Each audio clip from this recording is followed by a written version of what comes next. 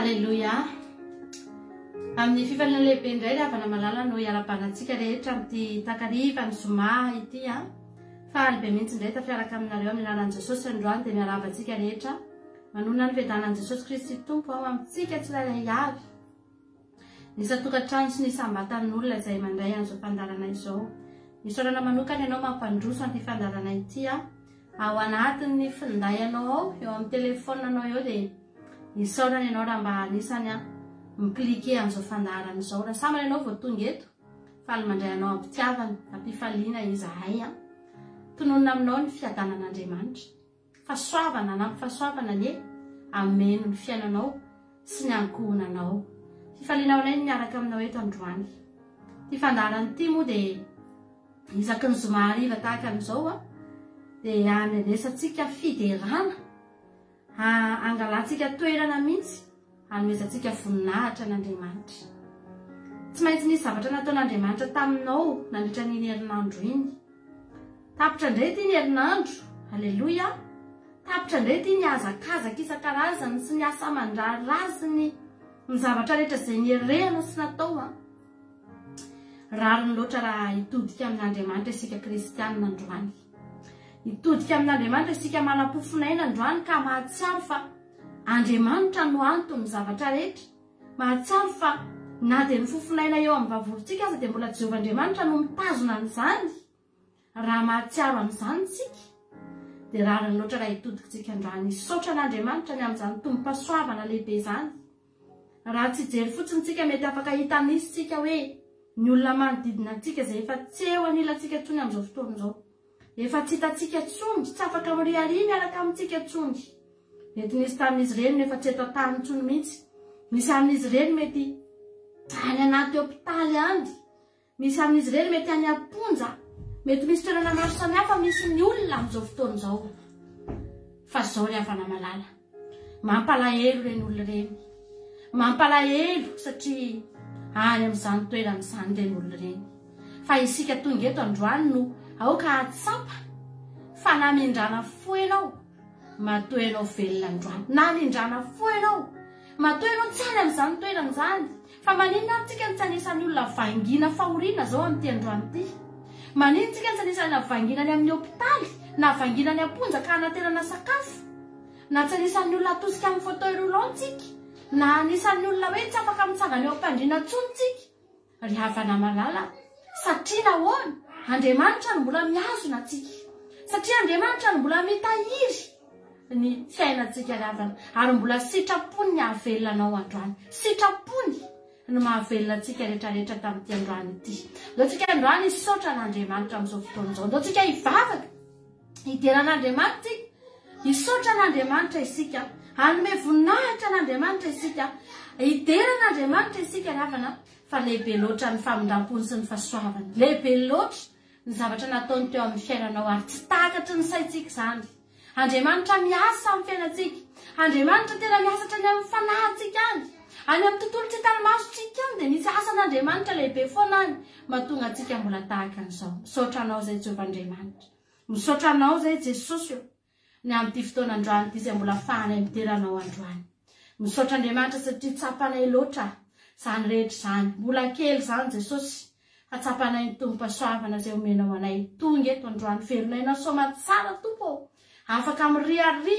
miaraka amin'ny olona izay akaiky ny fonay afaka mbola velonaina Jehovahandriamanitra afaka mbola manao ny zavatra rehetra mihetsika amin'izay tiana etsehana mihinana izay tiana hohanina mandeha amin'izay toerana tiana ialena Jehovahandriamanitra rainay tsara indrindra movatsy avy aminao izany tompo movatsy anao no manome an'izany Jehova nahoan'izay androany tsy saotranao fantatray loatra Andriamanitra fa matoa izay velona androany dia satria sitraponao ny hahavelomanay tsirairay avy mankasitraka tompo malalany amin'ireo tola izay tonga eto reto androany anisany mba hanome voninahitra ny anaranao ihany koa izy ireo anisany mba hideranao ihany koa izy ireo Jehova anisany mba hiankohaka eo an-tongotrao ihany koa izy ireo Jehovahandriamanitra hiaraka amiko eto androany matsapa fa fahasoavana sy famindram-po manaraka anay amin'ny andro iainanay ary nanaraka anay tamin'ity androany ity tamin'iny herinandro izay nilalovanay iny nivoaka sy niditra izay Jehovahandriamanitra nandetany amin'ny toerana maro samihafa izay Andriamanitra fa mahavariana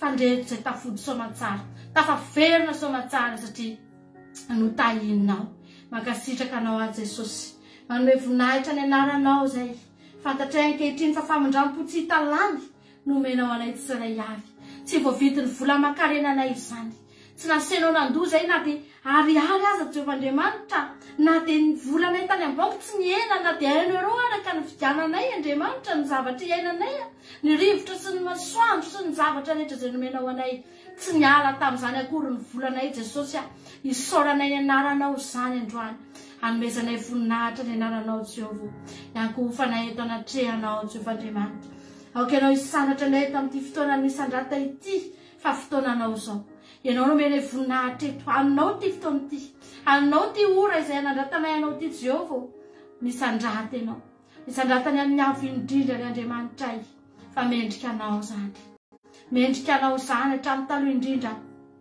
mandrakizay Jesosy haleluya amen.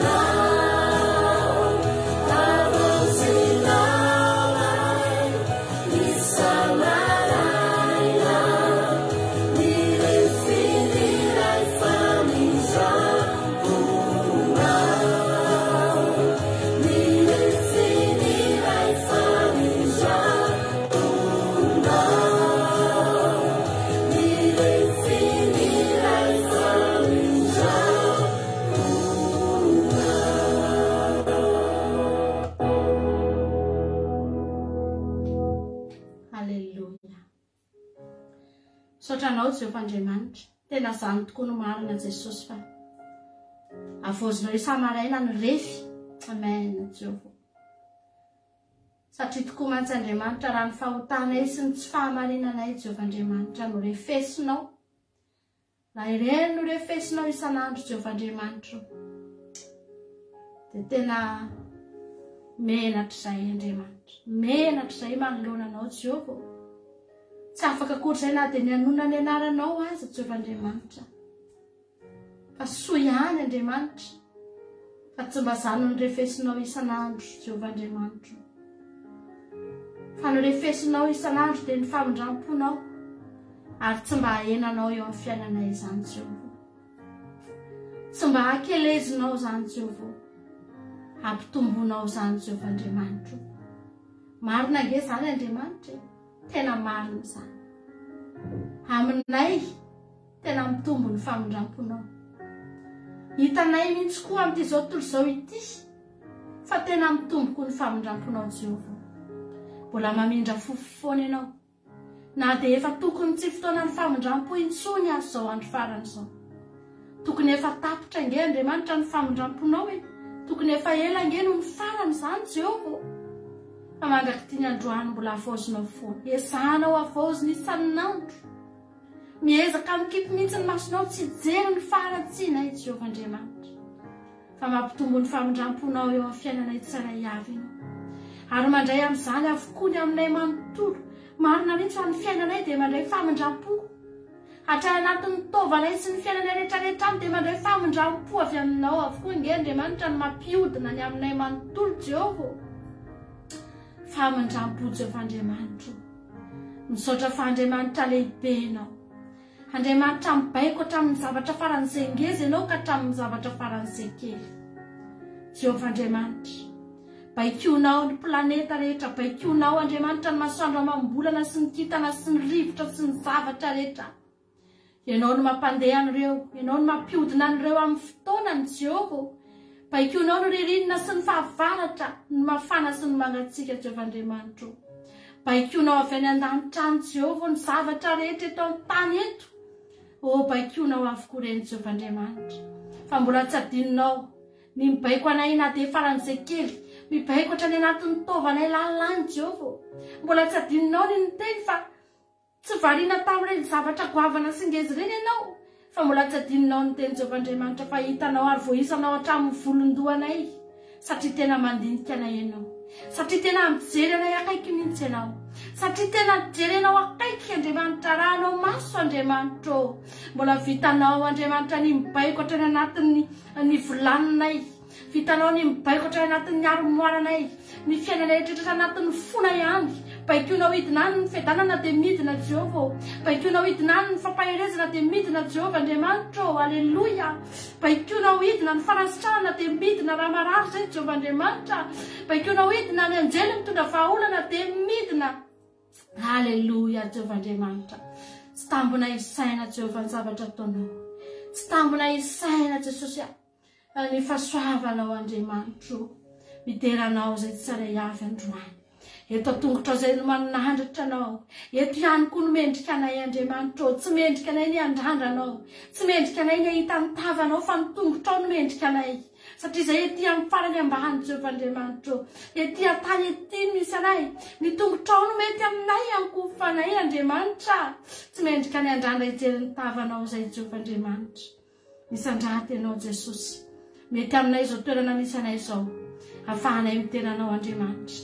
ety amin'ny ambany indrindra fa ianao kosa hisandatra amin'ny ambony indrindra Jehovah Andriamanitra ny tsara indrindra aoka hisandatra ny anaranao aoka hisandatra ny voninahitrao aoka hisandatra ny mahaenao anao rehetra eto amin'ity fandarana misandrata ity zay rehetra mombanao mihitsy no sandatra eto Jehovah Andriamanitra ny mombanao rehetra hisandatra eto amin'izao fotoan'izao Jesosy meteza ianao hisandatra amin'ny alalan'izany vavaka ataona izany amin'ny alalan'ira izay asandratray amin'ny alalan'ny toe-pona izay mitepony anatinay ihany Jehovah Andriamanitra ny sainay misainsaina tompo meteza hisandatra ianao Jehovah amendrika anao zany tompo-panahy Alleluia amen Jesus amen Jesus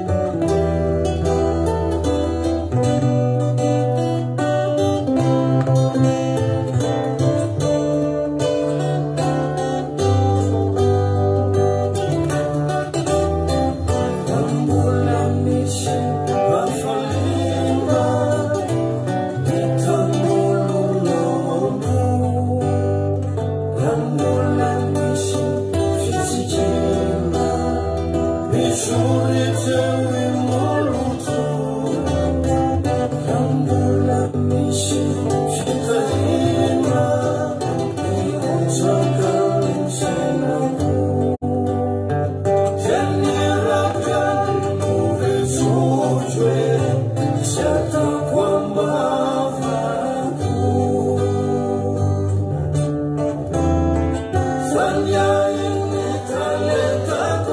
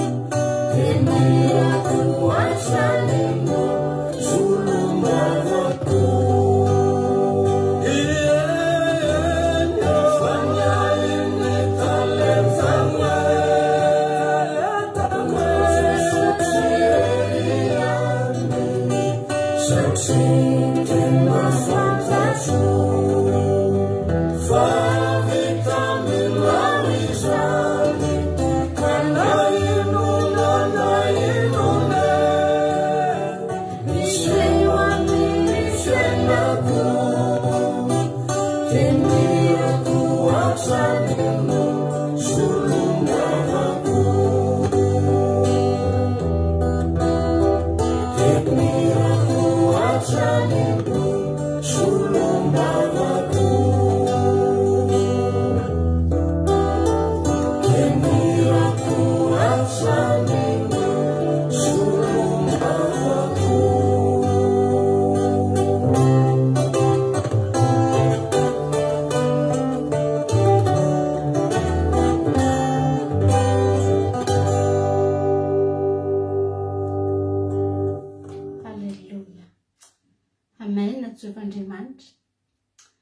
Havana malala.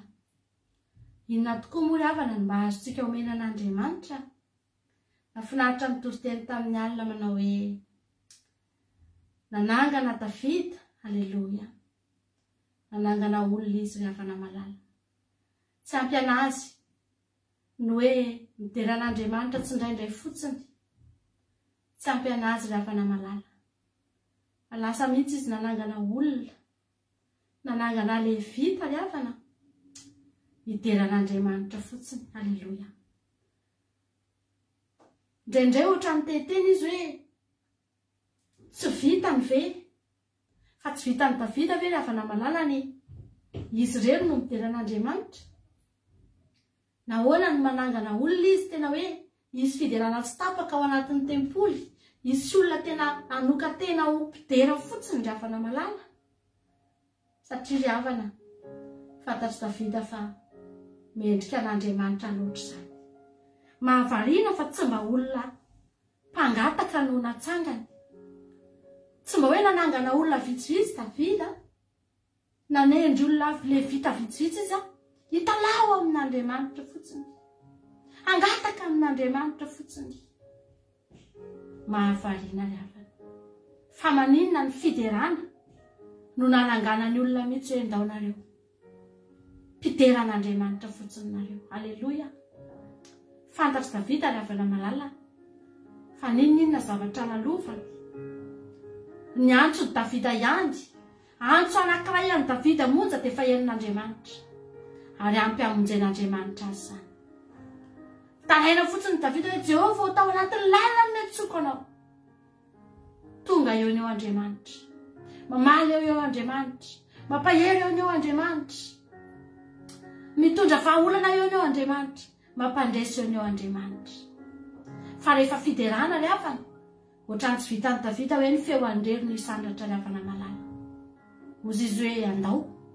Davida natao dia olona efa mpideran'Andriamanitra Davida. Olona efa lona tao anatin'izany fiderana izany Davida ry havana. Rehefa naino an'iny toriteny iny tamin'ny alina dia izao ny mba zavatra tao anatin'ny saiko hoe mety nisy fotoana ry havana. Tsy hoe mety nisy fotoana, fa tena azoko antoka fa io Davida io dia namorona hira, satria izy dia olona mpanoratra salamo. Dia mety namorona hira mihitsy izy io. Rehefa mamorona hira izy dia omeny andreo mpidery ireo ny hira, ampianariny andreo ny hira, haleloia. Dia iraindreo, izy koa tsy hoe manendry andreo fotsiny izy, dia avelandreo hideran'Andriamanitra fa izy lasa manao zavatra hafa. Tsy ry havana malala, fa izy koa tena ao anatiny, hoentiny koa ny lokagany, haleloia. Dia miara mideran'Andriamanitra eo izy, miara mananatra, misy zava-maneno miara misandatra eo, misy feo miara misandatra eo. Ary ny Davida tena ao anatin'ireo mihitsy ny feony, miaraka amin'ireo, haleloia. Ry havana, Andriamanitra, hoy ny tenin'Andriamanitra manao hoe Jehovah dia misandatra eo ambonin'ny fiderahan'i Israely. Maninona tsy hoe misandatra eo ambonin'ny fangatahana sy ny fitarainana Jehovah, fa maninona ny hoe misandatra eo ambonin'ny fiderana ry havana. Satria ry havana malala, matsiro amin'Andriamanitra izany fanaty-piderana izany. Araka ny teniko anao indray andro manao hoe ny fiderana ry havana fanaty sitrapo izy io. Io tena nahimponao, afaka atao io, afaka tsy atao io.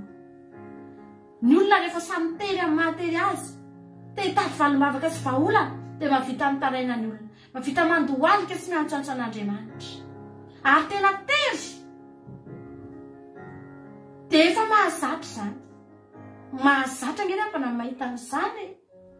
Fa ny olona mpideran'Andriamanitra ry havana malala, fanaty sitrapo.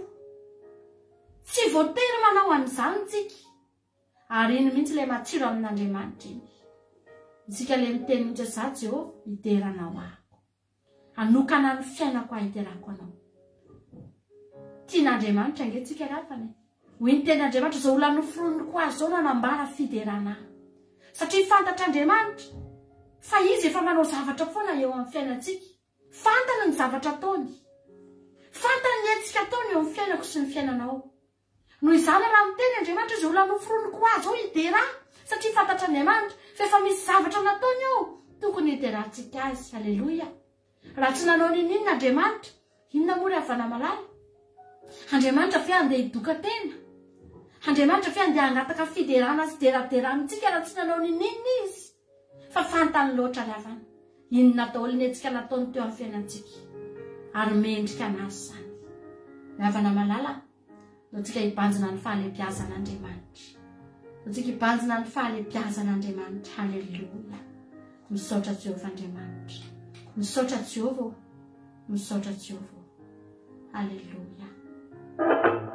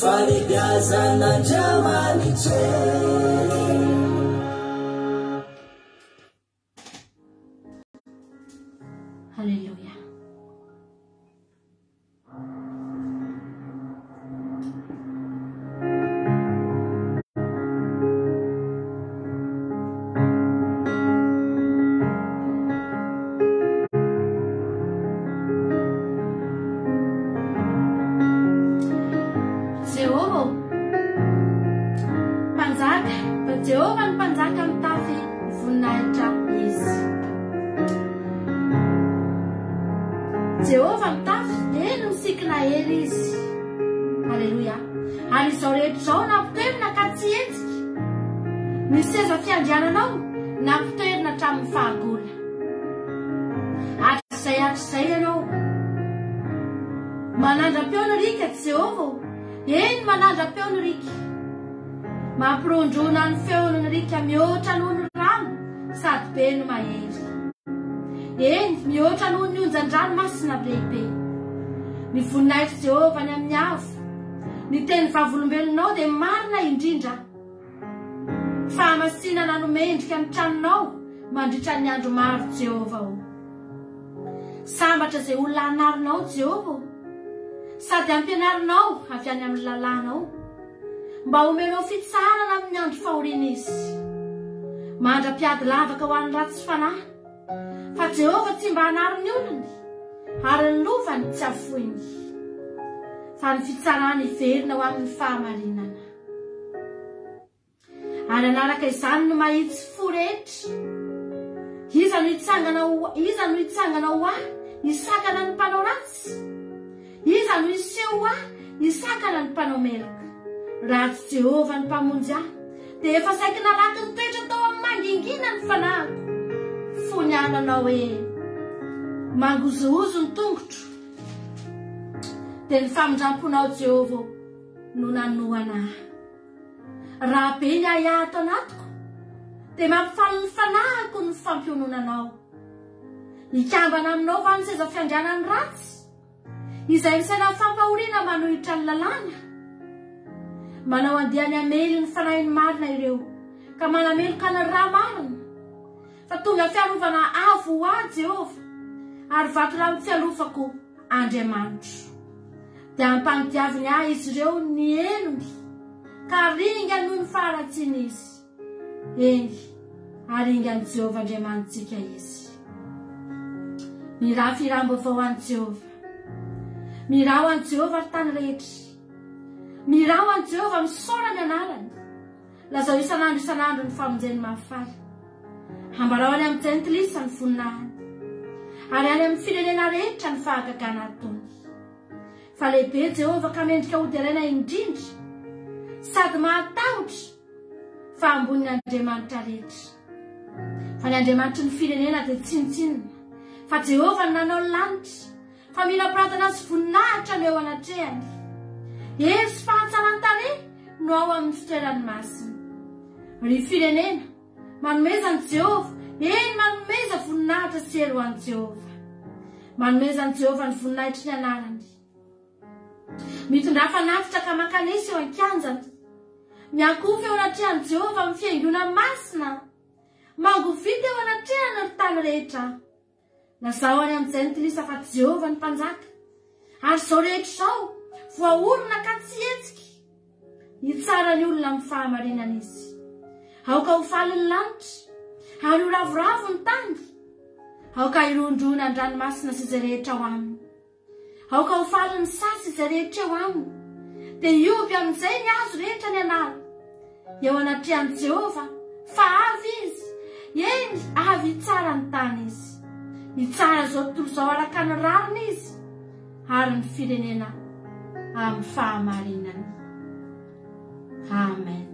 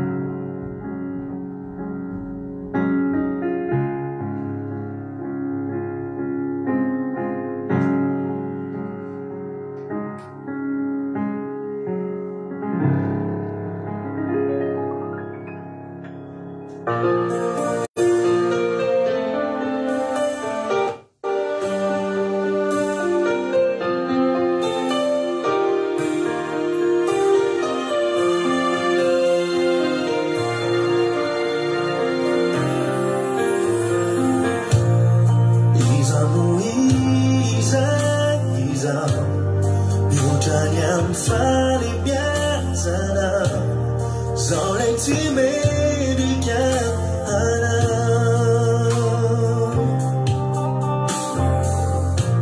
Ni anu ku sisa izao Sisa yara quen mi nào Timbula fa min champuna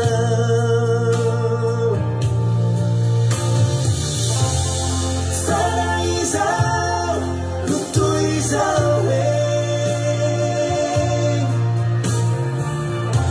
Tizia via mi chiu fa agam nawe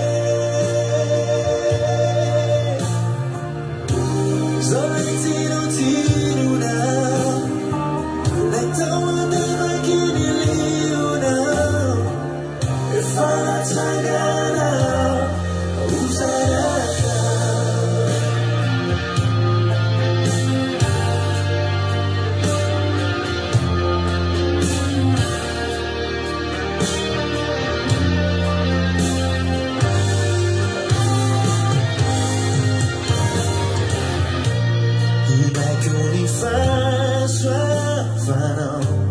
Timbulani faminja pulau Terkuni fanu tunana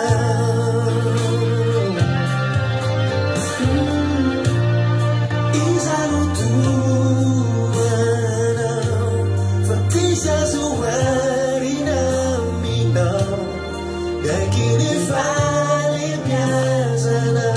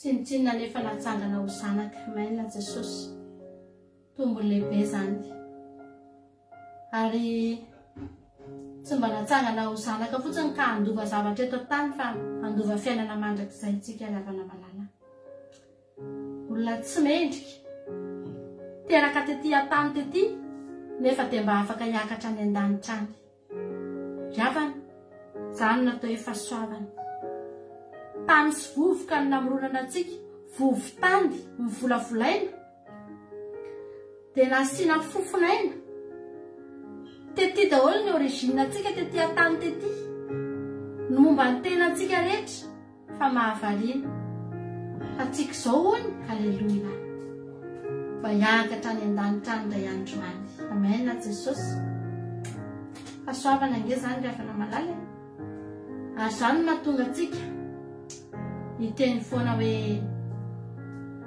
na dia zany foana fotsiny aza no saintsaintsika isan'andro ry havana malala dia anana teny ho tenenintsika hoe misaotra Andriamanitra, misaotra fa tena manana fahasoavana tena tsy takatry ny saina ianao, lehibe dia lehibe ary fahasoavana tsisy nizaniza afaka ny anome azy afa-tsy ianao irery ihany.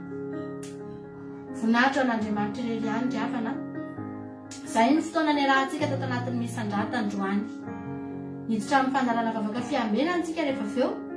Misaotra anao niaraka teto hatramin'ny farany tao anatin'ny fandarana misandrata dia amin'ny herin'ireo tsika miaraka eto. Alefantsika ity anankiray farany ity hidirantsika ao anatin'ny fandarana vavaka fiambenana. Samy mahery daholo tsika rehetrarehetra, samy maharitra hatramin'ny farany. Haleloia! Mbola hifampizara ten'Andriamanitra tsika rehefa avy eo. Mivavaka tsika aloha maranantsika ny fotoana androany dia aorianan'izay hiainona anankiray farantsika anatrika ny seza fiandianan'Andriamanitra isika hiditra ao anatin'izao sabata izao. Haleloia! Misaotra Jehovahandriamanitra mankasitraka ny amin'ny fotoana rehetra izay niarahanay teto androany. Misaotra Jesosy fa tanteraka tetonay ny fandarana misandrata na dia saika tapaka aza tamin'ny voalohany dia nitahinao vita soamatsara. Misaotra Tompo fa soavanao koa zany rehetrarehetra zany, na ny androany na amin'izao dia izao, na ny omaly na ny rapitso dia fa soavanao foana no mampiodina ny zavatra rehetra eto aminay Jesosy.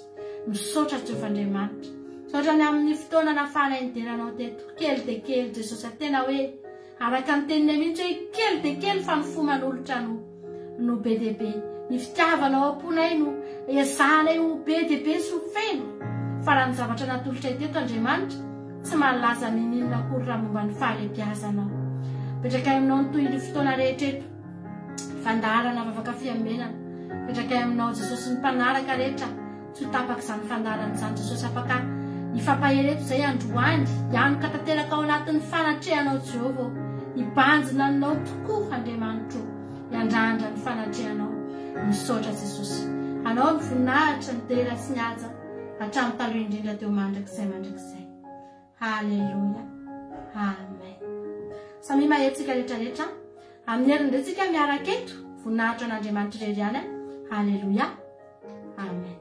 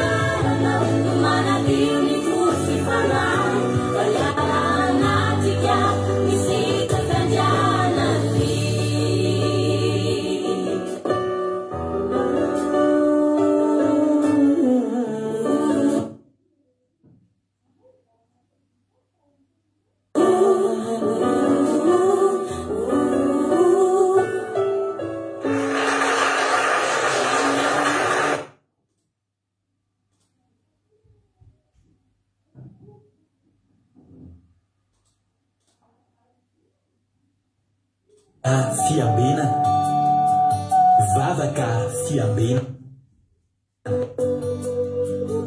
arainao ny alatsinainy hatramin'ny zoma isaky ny amin'ny sivy sasany alina eto amin'ny pejy andramoka izaho Aki Radio. Vavaka fiambenana vavaka fiambenana Apokalipsy 1:20 ny andininy faharoa ary nahita aho fa indro ny tanàna masina dia Jerosalema vaovao midina avy any an-danitra tamin'Andriamanitra voaomana tahaka ny ampakarina efa miaingo eo amin'ny vadiny. Vavaka fiambenana vavaka fiambenana arainao ny alatsinainy hatramin'ny zoma isaky ny amin'ny sivy sasany alina eto amin'ny pejy andramboka izaho Aki Radio. Vavaka fiambenana vavaka fiambenana. Alleluia. Dia miarabantsika tsirairay avy indray izay tratrantsika eto amin'ity androany ity ravana malala anatin'izao fandarantsika vavaka fiambenana. Ny alohalalana teo moa ny fandarana misandrata dia tonga indraytsika amin'izao fotoan'izao anatin'ny fandarantsika vavaka fiambenana. Ka dia miarabantsika tsirairay avy izay tratrantsika eto indray androany dia ny fiadanan'ny tompony ho amintsika rehetrarehetra ry havana malala izay tonga eto amin'ity androany ity. Matoky sy mino fa salama tsara daholo indray tsika rehetrarehetra dia matoky koa fa nahery anao tanatin'ny fiarahana tanatin'ny fiderana izay niarahana tamin'ny mampionina teo dia maharetatra amin'ny farany fa manomboka eto indray tsika dia hiditra amin'ny fandarantsika vavaka fiambenana. Ka raha androany ianao vao miaraka aminay eto dia teteny aminay hoe maharetatra amin'ny farany fa mino fa ahery ianao raha mialy eto amin'izao fandarantsika zao. Fampahezintsika amin'ny alalan'ny hira, amin'ny alalan'ny vavaka, amin'ny alalan'ny tenan'Andriamanitra dia hotahin'ny tompony antsika rehetrarehetra. Melo ny zahatrehetra aloha dia izao hivavaka aloha tsika amerika ny fotoana ampelantan'Andriamanitra. Ka andao ampanzosika aloha rahalahintsika alain hivavaka ho an'izao amerika ny fotoana eo ampelantan'Andriamanitra. Tany tompo rahalahy alain anao ny fitenenana.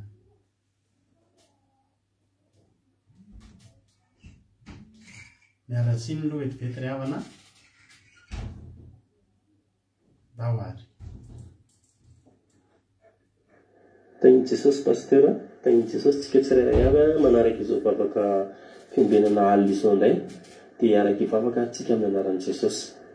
Ry Andriamanitra raina be fitiavana nteto indray izay manantona anao amin'ny fona rehetra ka mametraka feno izao fotoana izao eo ampelantananao satria izay eo ampelantananao no tsy misy marovaka. Dia misy matoky izay Jesosy ka manatrika eto anao amin'izao fotoana izao dia apetraka eo tananao ihany koa tokony fitaovana rehetra izay ampiasaina eto, ny telefona, ny connexion, ny fitaovana rehetra izay ampiasain'ny pasteur ka kofa mirahanao izy mba tsy sasany dia voly kitikitika sy anapatapaka dia apetraka ampelantananao ihany koa ny mpanomponao izay hitondra ny toriteny sy pasteur melabelatra ny toriteny. Ianao nanositra ny lenan'izy ireny tsirairay avy ny fanahy masina ka sy ny fonay fangio ny tsirairay avy sambatan'olona andray avy aminao ka ny devoly sy ny satana mitondra fanelin-gelenana dia roana amin'ny anaran'i Jesosy Kristy tompon'ny sabata dia apetraka eo tananao izany vavaka izany tompo misaotra tompo voninahitra anao rery. Alleluia. Amen. Alleluia. Mankasitraka indrindra ny rahalahy alaintsika tanatin'izay vavaka izay nentin'izay Andriamanitra manankiray pasaomina ane hamaly fitianao rahalahy alain dia tahiny tompo dia maharitatra any amin'ny asan'Andriamanitra. Mankasitraka tahiny tompo hita amin'ny tenandroany sika androany androany moa rahalahy alain vavaka fanombohana raha nabavitsika ny vadiny ihany raha nabavy mihaja ny vavaka ho an'ny firenena rehefa vao fa hitondra ny tenan'Andriamanitra amintsika zao dia mampionina. Miarabantsika rehetrarehetra aloha tratran'izao sabata masina izao dia matoky fa ahatratra amin'ny farany eto isika tsirairay avy ary tsy alamaina eto ianao tsy verimaina ny fotoana izay laninao iretanao tory dia tabanao an'Andriamanitra izao. Tahiny tompo ary tsika rehetrarehetra andao anao hira anankiray mba tadiriko ty ity hiran'ny jakafity izy ity fa rehefa nisy ny fotoana nanoko azy ity voalohany dia voakasika mafy mihitsy ny foko tamin'izany satria dia nampatsiahany ditra taloha izay natao rehefa nitan'ilay klipy zany dia tena latsaka ny ranomasina tamin'izao vao nitan'ny tirity voalohany dia ozy hoe andeha mba ndramiko fity sy mampionina mba nanangona sarisary keloko tao a dia na dia hirany zaka fity ary dia mba sariko no mipotro anatin'le izy mbola tsy ampiarambolo zany rehefa le sary mba hitahita kely tao fotsiny a mba nentina nanehoana ny fahadalana taloha sy ny hoe manahoana tokoa moa tsika rehefa ovain'Andriamanitra tson'Andriamanitra rehefa tonga amintsika ny antson'Andriamanitra ka andao aloha tsika melo aninotsika ten'Andriamanitra da aloha tsika ino antiry ity dia azakakina rehefa sariko daholo ny hitanareo ao a ao anatin'ny tira ity tahiny tompo ary tsika rehetra meno finaritra dia rehefa tsika mihaino a toriteny hiaraka amin'ny mampionina ndao ary tahiny tompo tsika rehetrarehetra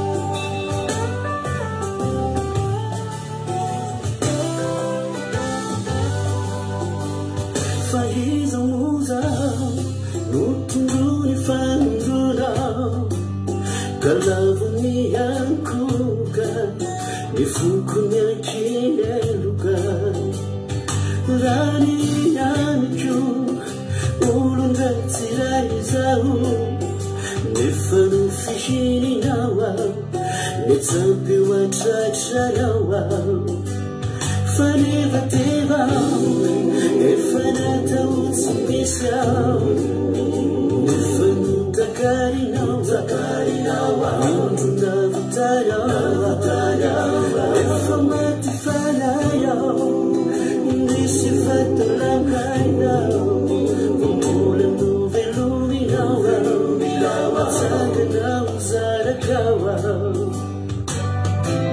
The Suso is a Muntizao, Nutia Vidao. Sinavu tanavu nifuku nufilo yirau nifane masirau tekulu nenayau Jesuso izau tizau nutia vilau sinavu tanavu Nifuku, nufelo nirau, nifale masirau, tekulu nenayau.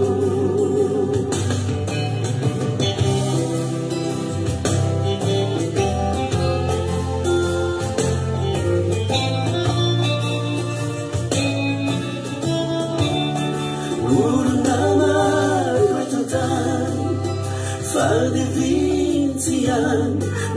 Sungai nombanganita Zani fiaina na paradisa Misauta no famaganisa yao Zani fuku asili yao Mifuku feino fiadanana Santari kuri fitsaharana Faniva teva Efranata mutsumisa Efanu Zakarinawa, Anduna Vitaya, Efamati Fanaya, Nisi Fatalamaya, Mula Nuveluminawa, Sagana Zarakawa.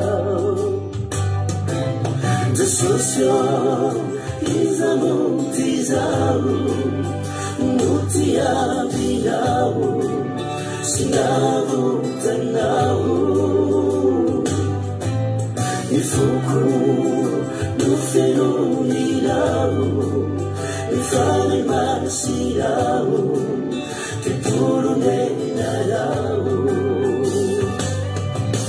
Jesusyo izamutizau Nutia vilau Sinavu tanavu Nifuku, nufelo nirau, nifale masirau, tekulu nenayau. Nifuku, nufelo nirau, nifale masirau, tekulu nenayau. foko no ferominao ifany masinao te torenarao.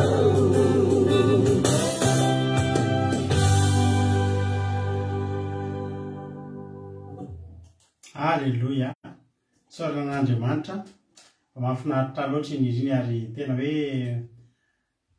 tanjavana hitany klipy voalohany ozy nareo tena tonga dia tena toratorany ranomasy mihitsy anahitany izy ohatry ny tena tsaroko ny fiainana taloha ohatry tsaroko ny fiainako taloha le havana malala dia tena hoe tsara Jesosy tsara Jesosy ary hoararotsika ny zany izany tokoa hoe iza moa za Jesosy noho ny fidinao. Alleluia. Dia hoararotsika zany tsy avototsika tsony sa hoana ozy nareo tsy ho avototsika tsony izay fahasoavan-dehibe izay nomen'Andriamanitra atsika izay. Iny ten'Andriamanitra tsika mihitsy efa naka baiboly nareo naka toerana tsara ihany koa dia hiditra amin'ny ten'Andriamanitra ary tsika. Raha pisy tsika dia manasa nareo zay nareo vao tonga teto.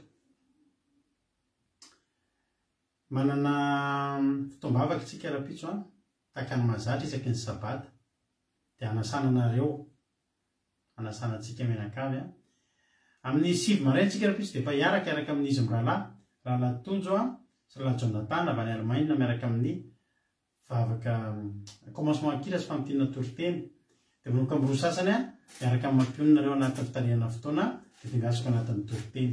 Itsika rehetra amin'ny groupe kosa dia tahaka amin'ny mahazatra ihany amin'ny folo sasany amin'ny 1 latsaka eo miditra anaty Zoom isika manao commencement. Alleluia. Ka nareo koa raha misy mba mangetahita te hanao commencement miaraka aminay na ianareo izay nifady niaraka taminay tamin'ny sabata sy lahady teo ozy nareo ohatra mbola mba te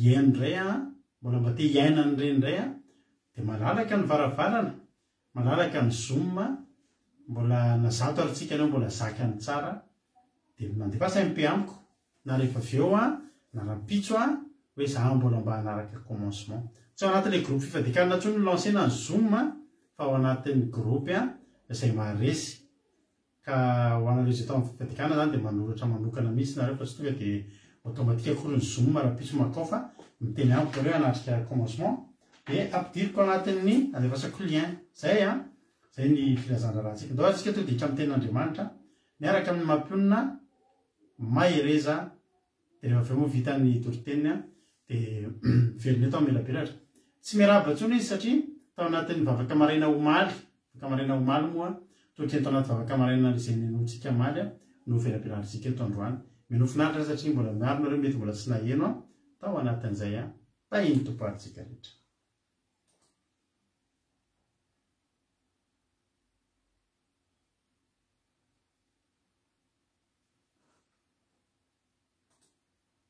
Sitak'Andriamanitra fananjarantsika koa ao anatin'izany ny fiainana mandrakizay ry havana malala tsy veromaina mifankatoavantsika io fa avy ny fotoana hisitrahantsika amin'izany. Alleluia.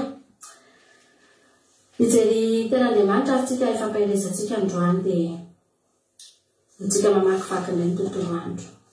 Ten'Andriamanitra izay jerentsika dia any amin'ny Jaona no vakitsika androany. Jaona 12 andininy Jaona 12 andininy voalohany ka hatramin'ny andininy 13 no vakitsika. Ny ten'Andriamanitra milalan'i Jesosy manao hoe ary rehefa hanemana ny sisa tsy tonga ny Pasika Jesosy dia tonga tao Betania izay nitoeran'i Lazarosy ilay natsangany tamin'ny maty dia nanao fanasana ho an'i Jesosy tao izy ary Marta no nanompo fa Lazarosy no anankiray tamin'izay niala nipetraka an'iny anaty taminy. Ary Maria rehefa naka menaka manitra ny sinarida sady sana ny sarobidy lanjan'ilay lavitra ilay livatra afany dia nanositra ny tongotry Jesosy sy namoaka ny tongony tamin'ny volony dohany ary feno ny anitry ny menaka ny trano. Alleluia. Ajantsika io rehefa akaiky ny Paska, herinandro talohan'ny Paska dia niakatra tao Betania Jesosy. Ity tokantrano anankiray izay nanasan'i Jesosy ity raha malamalala dia tokantrano tena miavaka kely mihitsy izy ity tao anatin'ny Baiboly tao amin'ny filazantsara tao satria tsy mba indray mandeha izy io nanasan'i Jesosy tao anatin'ny tokantrano. Dia tsy izany fa ny tokantrano izy telo menada dia Maria, Marta ary Lazarosy. Ajerentsika ny ten'Andriamanitra dia io teto amin'ny Jaona 1:20 dia fanondroana io zany no nanasana amin'i Jesosy hisakafo tao anatin'ny tokantrano zareo. Ary ajerentsika ny fotoana hoe niainan'i Jesosy teto tany, ny asa nataony sy hazakazaka rehetrarehetra izay nenjehana ny fotoana rehetrarehetra nanaovan'i Jesosy ny asany ry havana manala dia tena hoe fahasoavana ngeza be mihitsy, izany hoe mahita anazy hoe indroa miditra voasa any anatina tokantrano miara-misakafo izany tsy vita vetivety, tsy 10 minitra na fefakadiny izany fa tena hoe manokana andro anankiray mihitsy, manokana fotoana iray mihitsy dia hidirana anatin'ilay tokantrano dia miara-misakafo miresadresaka. Raha jerentsika ny tany amin'ny Lioka, tany amin'ny Lioka 10 dia amin'ny 7:30 dia hoe ten'Andriamanitra hoe ny amin'ny Marta sy Maria nandeha izy ireo dia niditra teo amin'ny vohitra anankiray Jesosy. Ary misy io zany Betania io vohitra io ary misy vehivavy anankiray atao hoe Marta nampiantrano azy ho ao an-trano. Tamin'ny vao nahita Jesosy fotsiny izany Marta dia niteny hoe ndao tsika Jesosy, ndao ianao ho any an-trano. Dia tsy mahagaga ry havana malala raha io tokantrano ihany koa dia nanehoan'Andriamanitra nanehoan'i Jesosy ny zavatra tena anisan'ny ngeza indrindra tato anaty Baiboly. Dia tsy izany fa Lazarosy izay efa maty 4 andro fa natsangan'i Jesosy. Aleloia!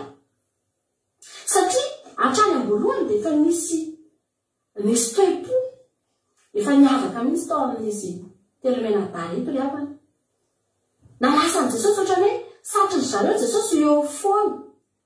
Vao mahita Jesosy dia ndao any an-trano Jesosy andao indray ary sakafo Jesosy raha ny sitrapony zareo dia ao foana Jesosy ohatrany tsy nialo amin'ny Jesosy ary porofon'izany Maria tamin'ny fotoana izay nanasanan'i Jesosy voalohany eo dia Maria dia teo atondry Jesosy foana izy, niaino an'i Jesosy izy. Marta nanompo nanao sakafo sy ny sisa ny sahirana tany an-dakozia. I Maria kosa dia teo atondry Jesosy. Izany hoe tena nisy etaeta laila izany tao anatin'ilay tolona ireny. Misy fotoana izay rehefa tao anatina olana dia indraindray avana dia satrinao foana anatin'ny tokantrano tamin'izany, anaovana fotoam-bavaka isan'andro tamin'izany moa mbola tsy ohatr'izao fa mbola vao nanomboka. Dia satrinao tsy ala ao an-trano mihitsy ilay mpanompon'Andriamanitra fa tianao fikirina ao an-trano mihitsy zareo, ohatrany hoe mba miteniteny mihitsy aza mototsony fa mipetraha ato nareo.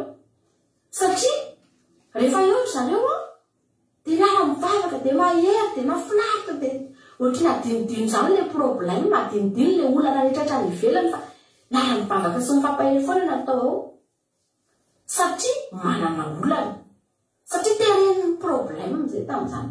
Fa ity tokantrano ity dia izao tsy voalaza mihitsy ry havana tato amin'ny Lioka nivakitsika teo izay tamin'ny Marta nanasan'i Jesosy tao anatin'ny tokantrano. Tsy voalaza mihitsy hoe nisy olana ireo olona ireo, tsy nanana olana ireo olona ireo. Ary nisy zavatra tena nampiavaka mihitsy hoe nanasan'i Jesosy tao anatin'ny tokantrano zareo nefa tsy mbola nisy hoe marary tao, tsy mbola nisy hoe problème tao natrosa tsy voaloha na hoe tsisy aretiny fa nasainy fotsiny Jesosy, nafinaritra azy fotsiny nidiran'i Jesosy tao anatin'ny tokantrano ary toe-po tsy fahita izany. Na dia zahay izao aza ry havana tsy nanasan'i Jesosy tao anatin'ny tokantranonay raha tsy nisy olana. Tsy nitady an'i Jesosy izany raha tsy manana problème mafy ary ny akamaroantsika dia izany no daholo.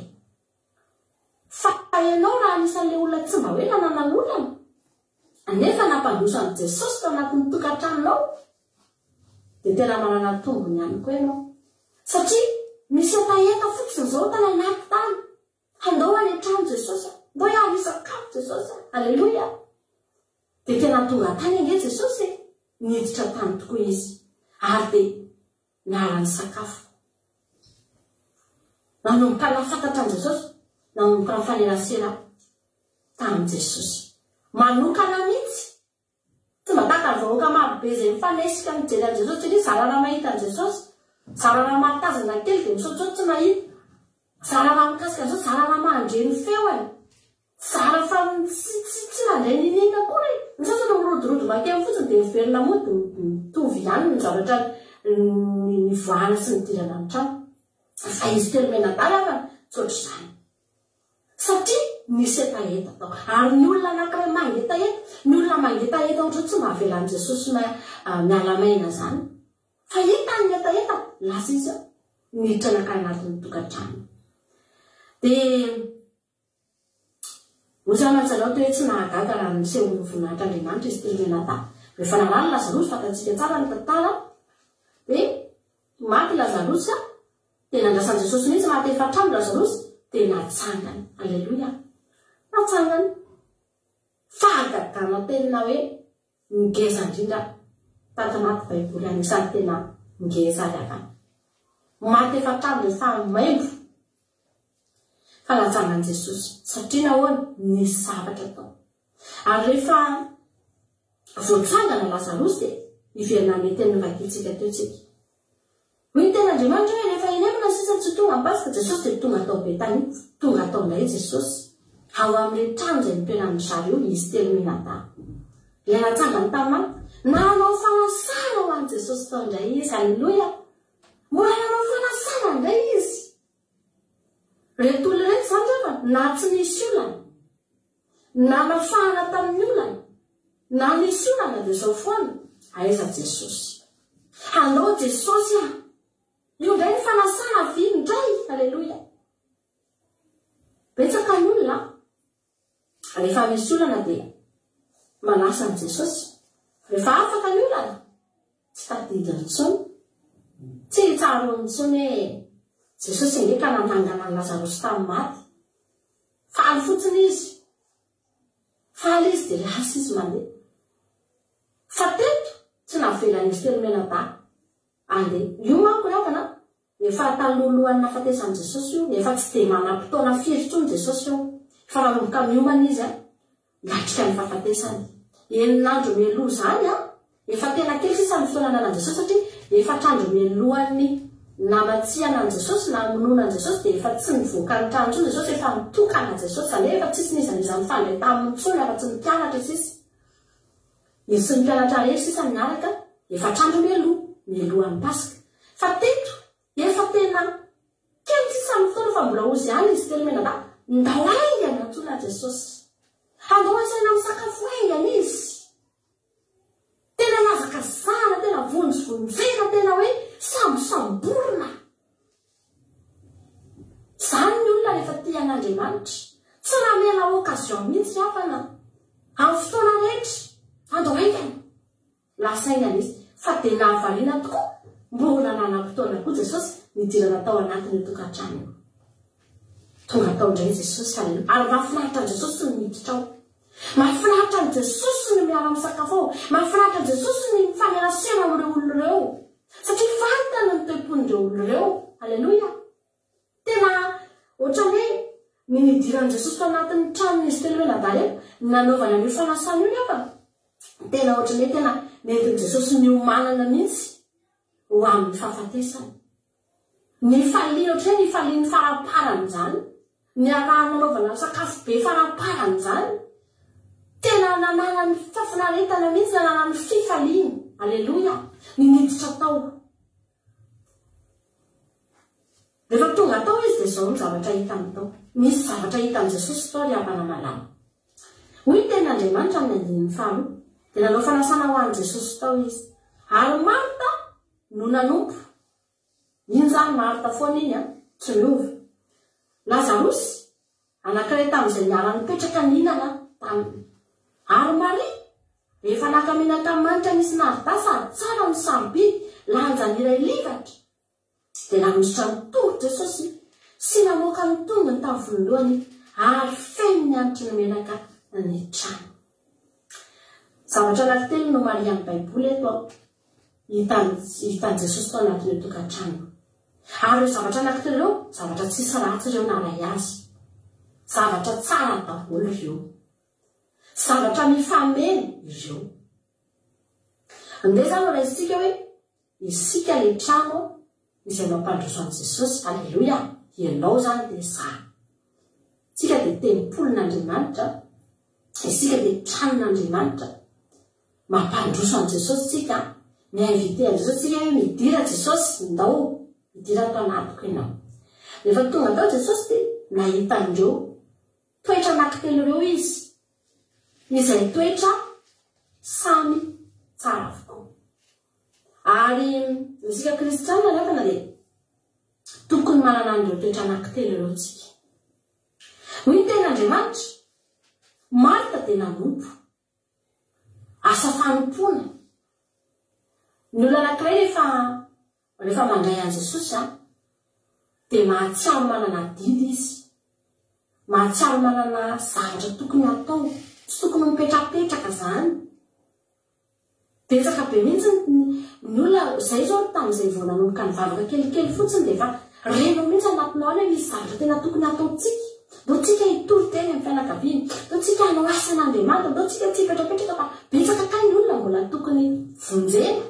Dia manao asa fanompoana, manao mihetsiketsika mihitsy zany manko. Marta dia olona mpihetsiketsika, mpandamindamina mpihetsiketsika tena izy mihitsy ny mpandritra, mpandamina ny ao tokantrano mety izy manao couvert, manao ny sakafo.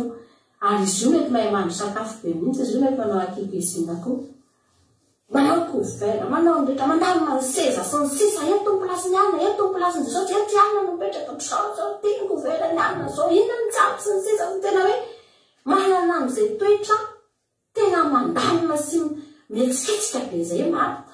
Tsy ratsy zany toetra zany, tsy ratsy mihitsy, tena tsara zany. Ary tsika kristiana dia tokony manana an'izany tsika, tsy mipetrapetraka fa mihetsika foana. Inona indray Andriamanitra no ataoko androany, inona indray ny asa fanompoana ataoko androany. Alleluia, manana an'izay foana, mametrapetraka ny zavatra rehetra, mandamina ny zavatra rehetra. Fa tsy ampy raha zay fotsiny dia tsy ampy. Tsy ampy raha vao hoe Marta rehetra zany no teo dia tena nanompo teo fotsiny. Fa ny ilaina hita tao ihany koa, i Lazarosy hoe ten'Andriamanitra dia ilay mipetraka mihinana niaraka tamin'i Jesosy izy. Lazarosy zany mipetraka teo amin'ny latabatra misy an'i Jesosy teo izy. Inona moa ny atao eo? Ny atao eo dia miresaka. Tsika rehefa miara-misakafo zany dia miresaka ny tena betsaka eo. Rehefa ohatra hoe mifankatia zao, ohatra rehefa manan-javatra tena ho resahana betsaka sy ohatr'izany dia matetika any amin'ny fiaraha-misakafo ny tena ahafahana mifamoaka, dia mifampiresaka, dia mifamoaka ny ao am-po, dia mifanakalo hevitra, dia tsy lany mihitsy ny zavatra resahana rehefa eo am-pisakafoanana zany. Ka teto ry havana malala, Lazarosy dia miresaka amin'ny Jesosy izy eo am-pisakafoanana eo. Mety mifampitantara zavatra be diabe mihitsy zareo teo.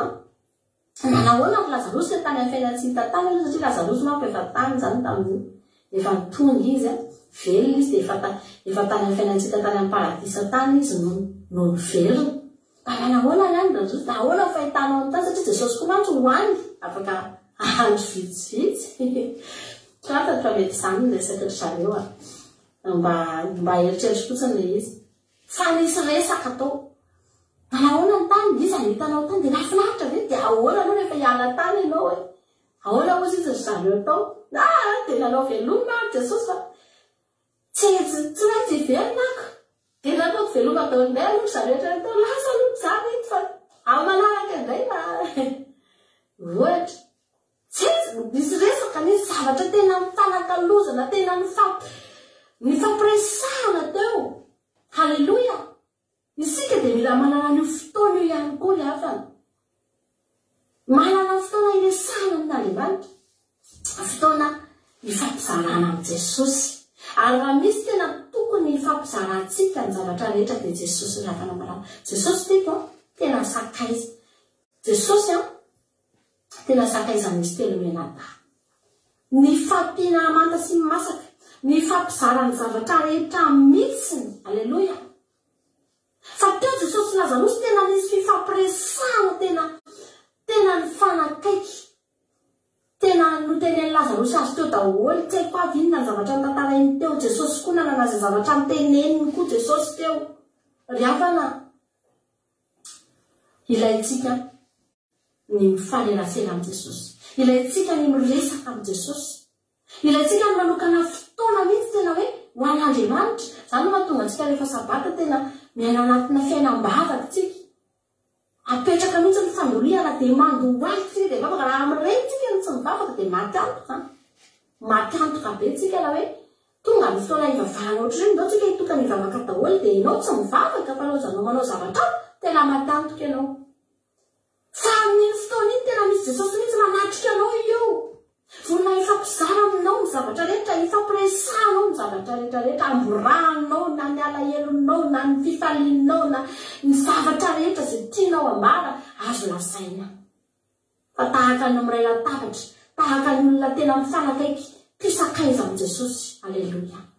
Izany ny zavatra tokony ho hita ao anatin'io trano io tranon'Andriamanitra io. Ary ny anankiray farany izay tena ngeza be ihany koa rehefa namalala dia i Maria izay nitondra menaka manitra izy narita. Sady tsara ny sarobidy lanjan'ilay livatra izay tena nositra ny tongo Jesosy sy namoaka ny tongony tamin'ny volondohany ary feno mianitra ny menaka ny trano. Io adoration io. Io nefana io toetrany Maria io dia toetrany ilananan'ny kristianina io. Tsy ampy ny miresaka fotsiny amin'ny Jesosy, mitaraina, mitantara. Tsy ampy ny manompo fotsiny dia manao asa n'Andriamanitra fotsiny koa. Fa ity zavatra anankiray nataon'i Maria ity dia tena ilaina ary voalaza amin'ny tenin'Andriamanitra fa feno ny hanitry ny menaka ny trano. Izany hoe io zavatra nataon'i Maria io zany dia nanenika ny trano. Io zany tena hoe nameno. Tena hoe feno ny hanitry ny menaka ny trano, feno. Nararaka ilay menaka dia ny trano rehetra tonga dia mahanitra daholo. Haleluia. Inona moa ny hafa nanendrika io? Fiankofana, fanetretena, nofafany tamin'ny volondohany ny tongotry Jesosy. Fahafoizana, tena hoe tsy mitotaly. Mahafoy tena ho an'i Jesosy. Mahafoy izay sarobidy indrindra aminy, izay sarobidy any aminy ho an'i Jesosy. Haleluia. Betsaka ny olona tsy mety mahafoy voninahitra ho an'i Jesosy. Betsaka ny olona tsy mety mahafoy laza ho an'i Jesosy rehefa. Betsaka ny olona tsy mety maletry tena eo anoloan'i Jesosy. Na dia mivavaka azy, na dia miresaka amin'ny Jesosy sy manompo an'Andriamanitra manao asa azy, dia betsaka ny olona tsy manetry tena eo anoloan'i Jesosy rehefa namalama. Tsy miakohaka amin'ny Jesosy akory. Maria dia efa nanana izay toetra izay hatrany am-boalohany, tia miaino an'Andriamanitra, tia miadore, tena hoe mametraka an'i Jesosy tena zavadrehetra aminy, zavadrehetra amin'ny fiainany. Aleluia. Ohatran'ny tsy zavatra lehibe amin'ny Maria mihitsy ankoatran'io Jesosy io. Io no andanin'ny aminy manontolo, io no andanin'ny arenany, io no andanin'ny ainy, io no andanin'ny aminy rehetra ary iankofany io. Ary izay tenenin'io dia inony. Miaino an'io Jesosy io izy, tena linany amin'io izy, makatoany io izy, ary mahafinaritra azy ny eo an-tongotro io Jesosy io ravana malala.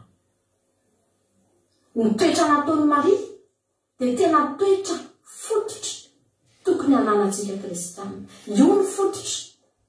Ny miresaka amin'ny Jesosy azontsika atao foana, ny manompo azontsika atao foana. Fa ny tena toetra fototra ravana dia io nataon'i Maria io. Io no nameny ny anitry ny trano io. Ny olona rehetra tao na eno an'ilay fofona manitra daholo, na i Lazarosy na eno, na i Marta na eno, ny olona rehetra tao mety misy aidety hafa na eno amin'io fofona. Noho n'iny no nietsika nataon'i Maria. ry havana malala raha tianao anenikanao ny fanatrehan'Andriamanitra, tianao anenika ny tranonao, anenika ny fiainanao ny fanatrehan'Andriamanitra, dia mila mihetsy eo alohan'Andriamanitra ianao, mila manao an'Andriamanitra ho zavadrehetra aminao ny fiainanao ianao. Aleloia. Tsy mitotaly ninina fa rehefa hoe ho an'Andriamanitra dia ho an'Andriamanitra, rehefa hoe ho an'i Jesosy dia ho an'i Jesosy. Tsy misy fanontaniana, tsy misy zavatra teo ambany teo tsy toizantsika moa ny vakiteny fa mipetraka daholo ny fanontaniana ny mpianatra ry Jodasy fa maninona reo manao fanontaniana be sy ny sisa sy ny sisa. Fa tsy manaraha an'izany fa tsotra fotsiny rehefa Jesosy ny anaovako an'ity dia Jesosy.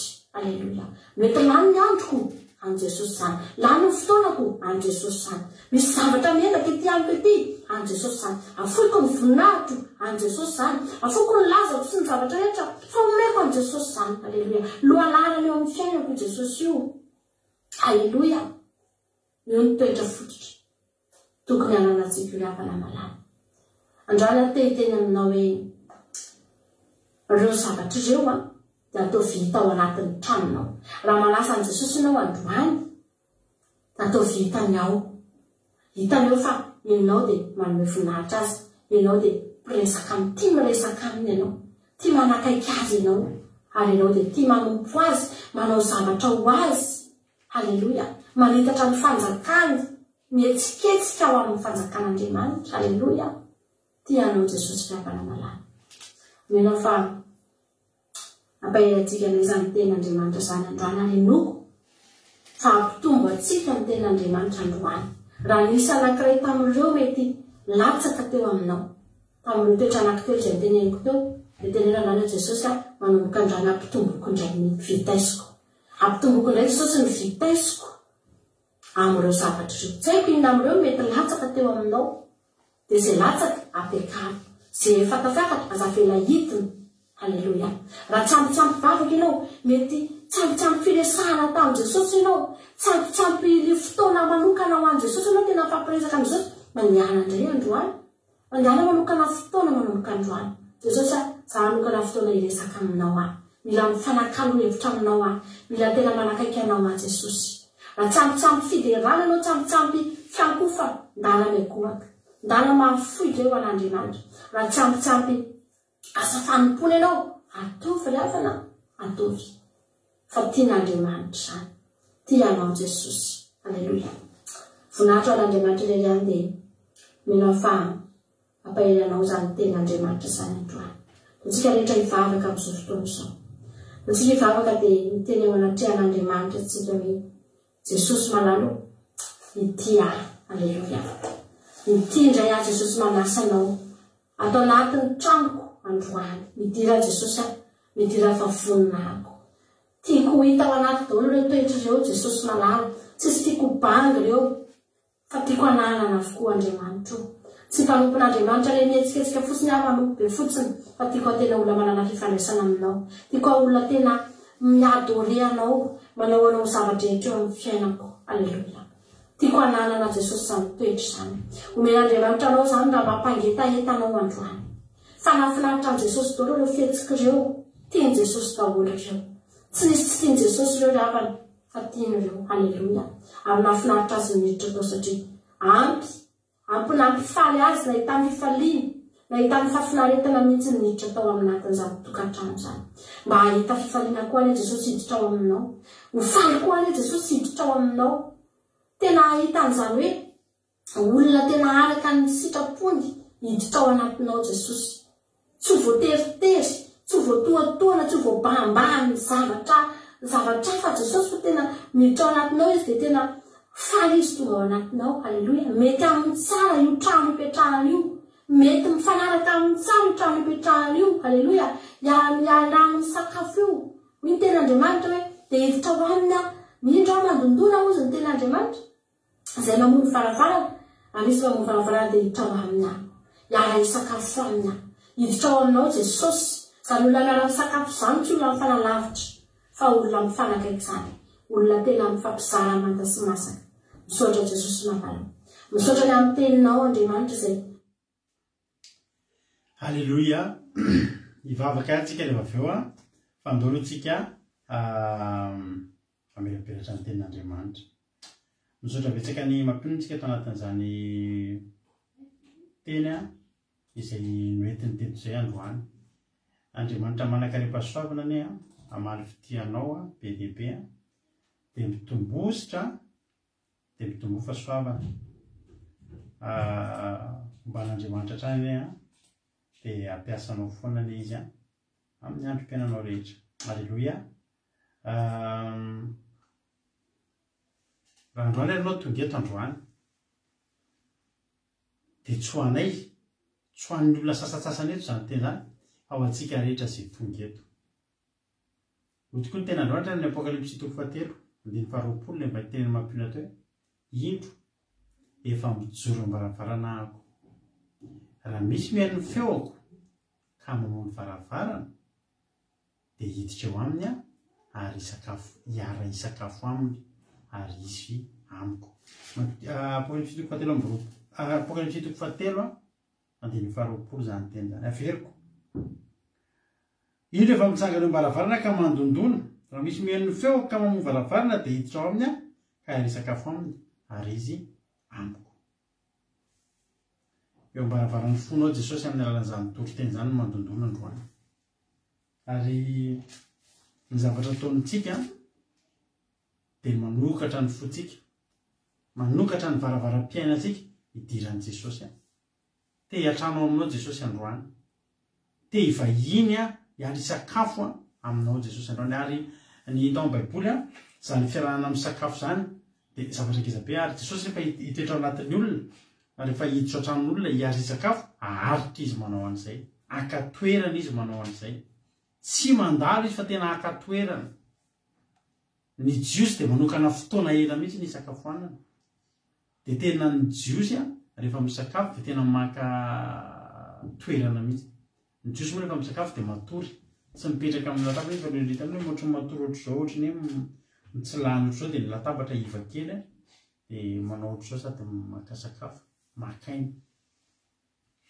Izany Jesosy hiditra ao anatin'ny olona, ao anatin'ny tokantranon'olona izany, tsy Jesosy maika izany, tsy Jesosy maika ny andeha izany, fa Jesosy tena manoro-ponenana mihitsy. Ary izy telo menadareto moa dia tsy vahiny amin'izany fampipetramonan'i Jesosy izany. Ankoatran'ny Joanina 2:12 nge avakiko ilay tenin'Andriamanitra hoe ary rehefa enehana sisa sy tonga ny Pasika, Jesosy dia tonga tao Betania izay nitoeran'i Lazarosy izay natsangana tamin'ny maty. Dia nanao fanasana ho an'i Jesosy teo izy Lazarosy. Ary Marta no nanompo fa Lazarosy ny anankiray tamin'izay niara-mipetraka ninona taminy. Ary Maria rehefa naka-menaka manitra nisy narda sady tsara no sarobidy lanjany iray livatra dia nanositra ny tongotr'i Jesosy ka namoaka ny tongony tamin'ny vondohany ary fenoan'ny antitry ny trano menaka ny trano. Fa tany amin'ny Luka 10 tany koa efa zatra mampandroso an'i Jesosy ty tokantrano ty, tsy ary Jesosy tsy vahiny tsony koa tonga ao. Azo atao vahiny Jesosy tonga ao an-tranonao fa ataovy rehefa zatra. Alleluia. Luka 10:7-8 ny amin'ny Marta sy Maria. Ary nandeha izy ireo dia niditra tamin'ny vohitra anankiray Jesosy. Ary nisy vehivavy anankiray, io niditra ny voalohany tao tokantrano zareo. Ary nisy vehivavy anankiray atao hoe Marta nampiatrano azy vao ao an-tranony. Ary izy nanara-vavy atao hoe Maria izay mipetraka teo amin'ny tombontsoa tokony ny teniny. Tsy voavoalohany. Alleluia. Efa zatra. Jesosy efa zatra. Ary jerinareo tsara fa nafinaritra mihitsy ity teny vakentsika eo amin'ny Jaona 2:12 ty. Tena hoe herinandro enemana no sisa tsy tonga ny Pasika, herinandro mialohan'ny Pasika. Anisan'ny fanasana faraparany tena farany ny nanan'i Jesosy ty mialohan'ny fanasana ny rano tamin'ny mpianatra tamin'ny Pasika. Dia eritreretinareo izany hoe mifidy toerana anankiray izany Jesosy, hitoerana. Hoe fanasana farafara-doboka.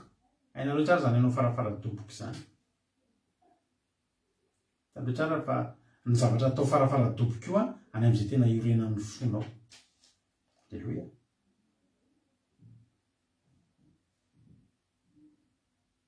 Tao amin'izy telo menadà Jesosy no nisafidy ny sakafo.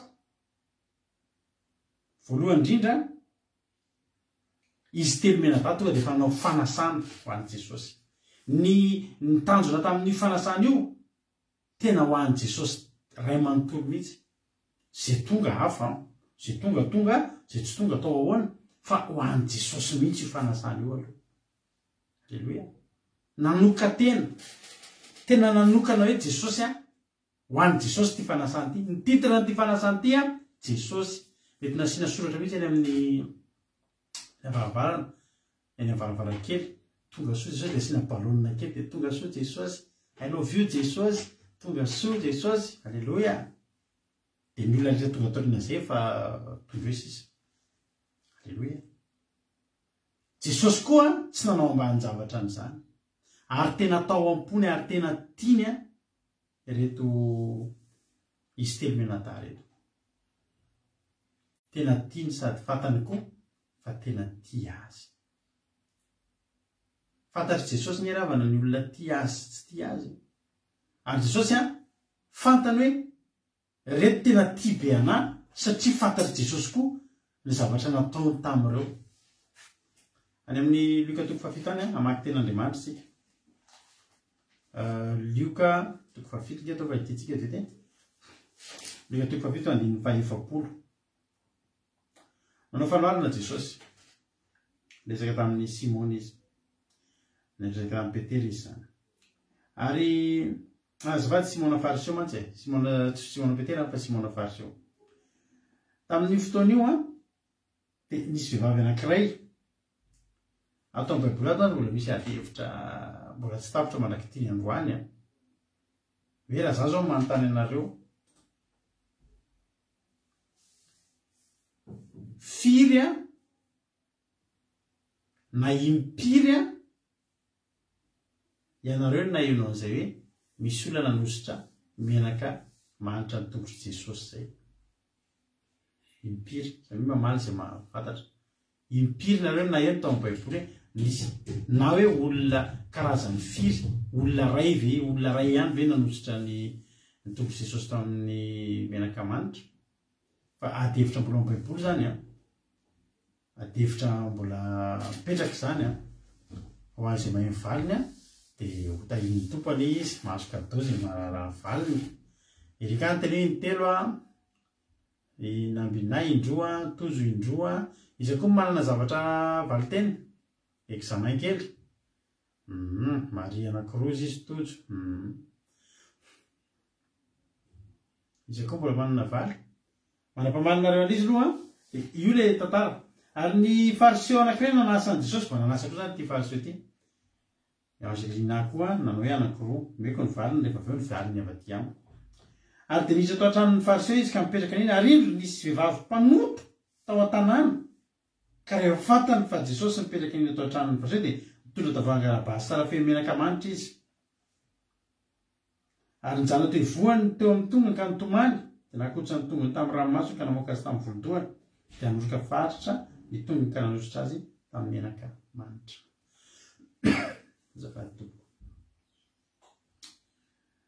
Ary noho nahita zany ilay Fariseo nanasa azy dia nanao araka hoe raha mpaminany ity dia ho nalala io vehivavy nanendry azy io sy nitoetra fampanoto io. Misaotra anareo mba mandray anjara. Ny aina ny Somevy indroa, Marizio indroa, Angelina indroa, Sylvie indroa, tsy nambinina, firy zany ny nambinina, firy zany valiny nambinina, indroa, neny aina intelo, neny Sandola intelo, neny Ama indroa, i Angolerina indroa, Marizio indroa, manarika mety anareo mandray anjara e. Bartel indroa, Fabiola indroa, Bert indroa, Sandola intelo, Yama, naray le vehivavy zany dia firy zany ny Ama ny totaliny. Ny Ama anankiroa. Ya. to dia valiko sa mbola alefatsika mandeha aloha sa mbola misy teny fa raha ny fandaniana aloha sisy manoatra tso dia hoe kovaliny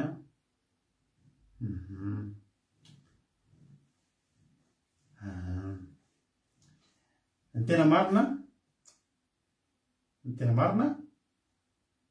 Marie Charline indroa ny tena marina intelo raha ny tena marina nisy vehivavy tao mpanota tao amin'ny trano Simona Farisa io dia nisy ilay vehivavy atao hoe Marie Magdalene ary nisy ilay Marie rahavaviny Marta anabaviny Lazarosy. Raha ny fandaniana dia anankitelo no nisy namaky any menaka manitro naositra tamin'ny tondro Jesosy. Fa misy koa nefa ny miteny mpandinika ihany koa samy mpandinika daholo ihany hoe anankiroa. Ny anankiray aloha tsy izy fa na roa na telo fa za zany nomborony amin'ilay fahatelo raha za dia tsy hoe marina na diso ny ianareo fa mety marina daholo ihany ny ianareo. Fa izay aloha ny fandaniana dia ny hoe anankitelo ny tao amin'ny baiboly no nandeha io tantara momban'ny menaka manitro. Mialatsiny kely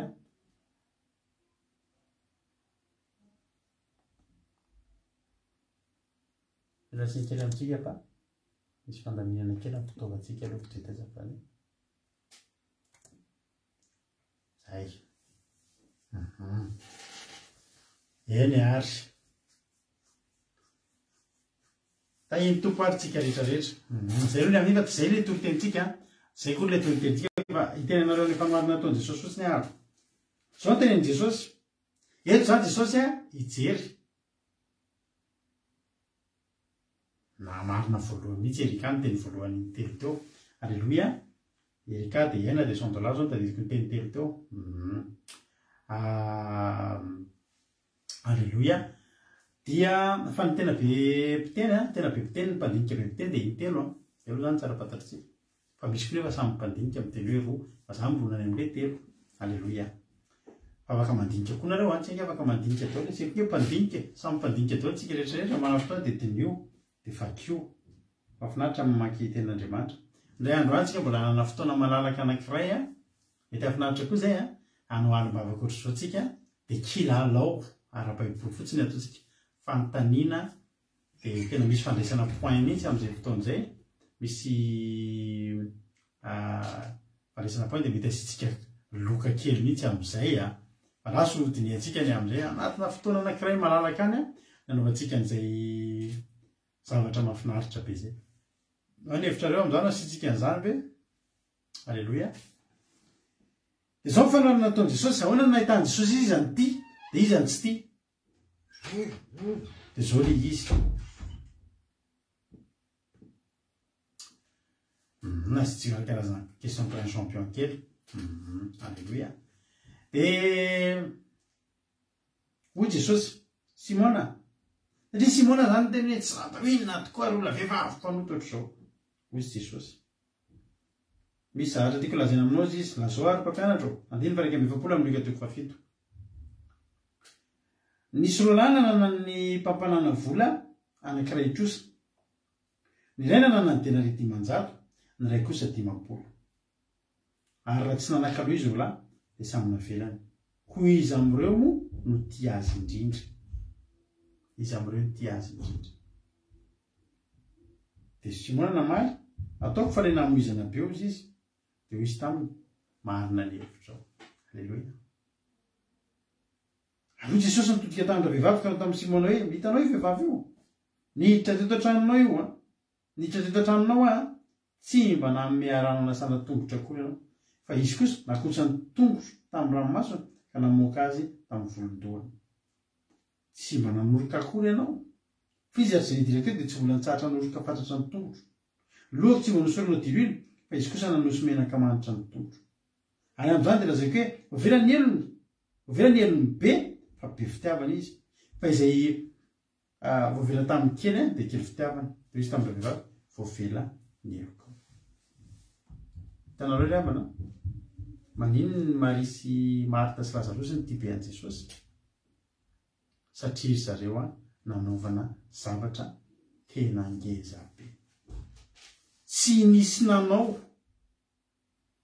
anisan'ny degré ambony indrindra, farany ambony indrindra tamin'ny fahagagana angamba nataon'i Jesosy tao amin'ny Baiboly zany nananganana ny Lazarosy zany, araka ny teny mampino hoe lefa maimbo tsisy azo atao tsony potika ny tova. Mba azo nalatsy fiaravana zany fahagagana natao tamin'ny Lazarosy hoe maty le lehilahy tao naina maty mbola tao anaty trano vorona. Zanaka vavin'ny Jairo maty mbola nafana.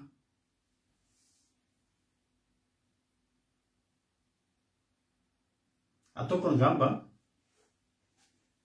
mbola takatakan'izao zany ohatra manana tokantrano zany ohatra ny olona ray mikorotana le tokantrano ka raha lasy ramose voadiny ray lasa nivoaka ny trano fa tezitra avy niady mbola mafana mbola mora kokoa ngamba mandamana iny. Mety efa 3 andro tsinody tezitra mety mbola mety fa raha izy fotsiny hoe lasa am'izay tena le araka vontena namboly koko tena niala mihitsy de fa nanorina tokantrano any de mety efa niteraka mihitsy ary. Iza ny mora mandamana le tokantrano reo raha anao tenao hiteny hoe le olona efa niteraka ry mora mandamana zay ho zaza ray mora iny fa le olona le voalasa nandeha voaka mbola mety reny amin'ny arehany bus mbola vitany mety manavitra ny serio modimo fa tena mifona mo zahay fiatizan'ny tata malalaka zany sy sisa le hoe palasa de fa andry ka Lazarosy raha fahafatesana de fa ohatrotra n'ilay niteneniko teo de mbola mila fahagagana maro tsy vitany fahagagana hoe mitsangana fotsiny fa olona efa maimbo zany mbola mila fahagagana ny any anatiny any hoe tovanao efa maimbo ny olona rehefa maty mahatonga ny Lazarosy hoe tena efarana eo amin'ny faha-efatrandro mihitsy manomboka maimbo am'izay ny any anatin'ny tova, manomboka misy fiovana, manomboka misy le mibotsibotsina le mivoaka rano reny ny razana. Ary ny jiosy de eo amin'ny 3 andro foana izy no indrasana 3 andro foana ny olona vao alevina satria ny 3 andro iny eritreretiny izy fa mbola ifo so de torana zany fomba ny jiosy mihitsy zany amanareo izay tsy malala. Ny jiosy rehefa alohan'ny misy fotoana ny jiosy mandevina olona velona tsy na satria olo io torana misy malaza de tsy mahatsiaro tena fa ny fara fa betsany ono 3 andro ihany iny na 2 andro tsy maintsy mifo fa difiny fa 3 andro tozy ny olona maty io tena zay vao tena maty fa alevena am'izay. Ka i Lazarosy de fa difiny fa 3 andro ary raha fa 3 andro tsy maintsy alevina izy satria anomboka maimbo am'izay ka tsy azo tehirizinao anatin'ny trano. Zany mahatonga hoe fa nina tsy 2 andro de velona Lazarosy mbola pitoviany olona amin'ny olona torana zany raha 2 andro. 3 andro hoe mety efa nisy olona ihany tao tratrany koma etilika de mety tsy fantatra hoe 3 andro tsy latsiaro tena tsy fantatra zany tsy aka tamin'izany hoe tsy mbola nisy formole tamin'izany tamin'izany mbola tsy nisy formole fa tonga de alevina ny rehefa tonga ny faha 3 andro satria ao amin'ny faha-efatrandro tsy azo iainana. Za efa nanatrika ohatr' zany nisy olona zay maty avanay tamin'izany tany ambanivohitra fa maty zany de nisy olona teo an-tanàna hoe mahay zavatra de karakarainy moa zany le faty hoe misy zavatra ataony vady tsy mihina formole zany io firy ny faty nataoko an'izany de loloviny ataony sy zavatra le fantatro misy zavatra tsy haiko izay ataony eo zay moa tsy nijery fa tsy nandaitra ny sikidin'ny dadabe fa teneniko anareo tsy mbola nita fiandrasam-paty na tsy ravina ohatr' zany fa teo amin'ny faha 3 andro hitany hoe masony vongana be mialatsiny ny teny zavatra tonga de ohatrany reny tena mijery zavatra tena tonga de tsy maintsy tao amin'ny trano amin'io to de tsy azo iainana. io tonga dia tena mahatsiravina tena tsy mbola nitoatra za mbola tsy nijery za olona taloha tamin'za mbola tsy nivavaka dia tena ikonareo fa olona farak'izay mahatao apatitsy misy oatra zany fa tonga dia maimbo iny ka ny Lazarosy tsy nanangana azy ihany fa raha natsangana tamin'izao nge Lazarosy ry avana lolo vokatra iny izy ny olona tsisy nanakaiky nge iny maimbo nge fa mifahagagana atao tamin'ny Lazarosy mihoatra no ny fahagagana izay rehetra tsika hoe mitsangana fotsiny fa mbola nesany ny fahagagana tany anatin'ny tovany nesany ny fahagagana tany anatin'ny lalandrahany tany dia ny tiako tenenina zany dia zao Lazarosy ke tsinitsininy Lazarosy tsy mpianatra Lazarosy tsy fariseo Lazarosy tsy sadoseo Lazarosy tsitsitsy tadiova Jesosy rehefa tonga amina toerana ray any amin'ny ohatra zao misy fiteneny amin'ny Luka zao ke vakitsika amin'ny Luka toko fahadimy Luka toko fahadimy andiny faha 20 ary Levy nanao fanasana lehibe tao an-trano ho an'i Jesosy mitovy ihany zany Levy i Matthieu zany Levy zany ho an'izay tsy malala Matthieu Marka Luka zany Matthieu ihany i Levy tamin'izany mbola Levy ny etsona azy taka ny Petera hoe Simona Barjona Levy andiny fa 20 Luka toko fahadimy andiny fa 20 ary Levy nanao fanasana lehibe tao an-trano ho an'izy ho an'i Jesosy mbola ho an'i Jesosy koa ty mitovy amin'ilay natao tarihany ary nisy mpamoretra maro mpamoretra zany molona manakaja mety nisy minisitra zany tao nisy directeur any impôt tao nisy mpamoretra maro solon-kafa koa zay napetraka nina tamin'ny famifaritra sy mpanodana izay teo aminy zany hoe sady nisy mpamoretra mpanolora-dalàna fariseo raha ohatra zany tsika manao fanasana dia mety hoe any avoloa ohatra zany lafa-mpanjakana misy minisitra misy an'ireny DG an'ny ministera rehetra reny misy ny prime ministre misy ny rehetrarehetra DG an'ny douane DG an'ny misy ny finance eo daholo rehefa manasa an'i Jesosy inona ny zavatra nitranga raha mamaky an'le Jaona toko 12 tatsika misy fahasoavana be eto tonga dia ny tonga tao Betania izy dia nitoeran'ny Lazarosy izay natsangana tamaty ireo nanao fanasana ho an'i Jesosy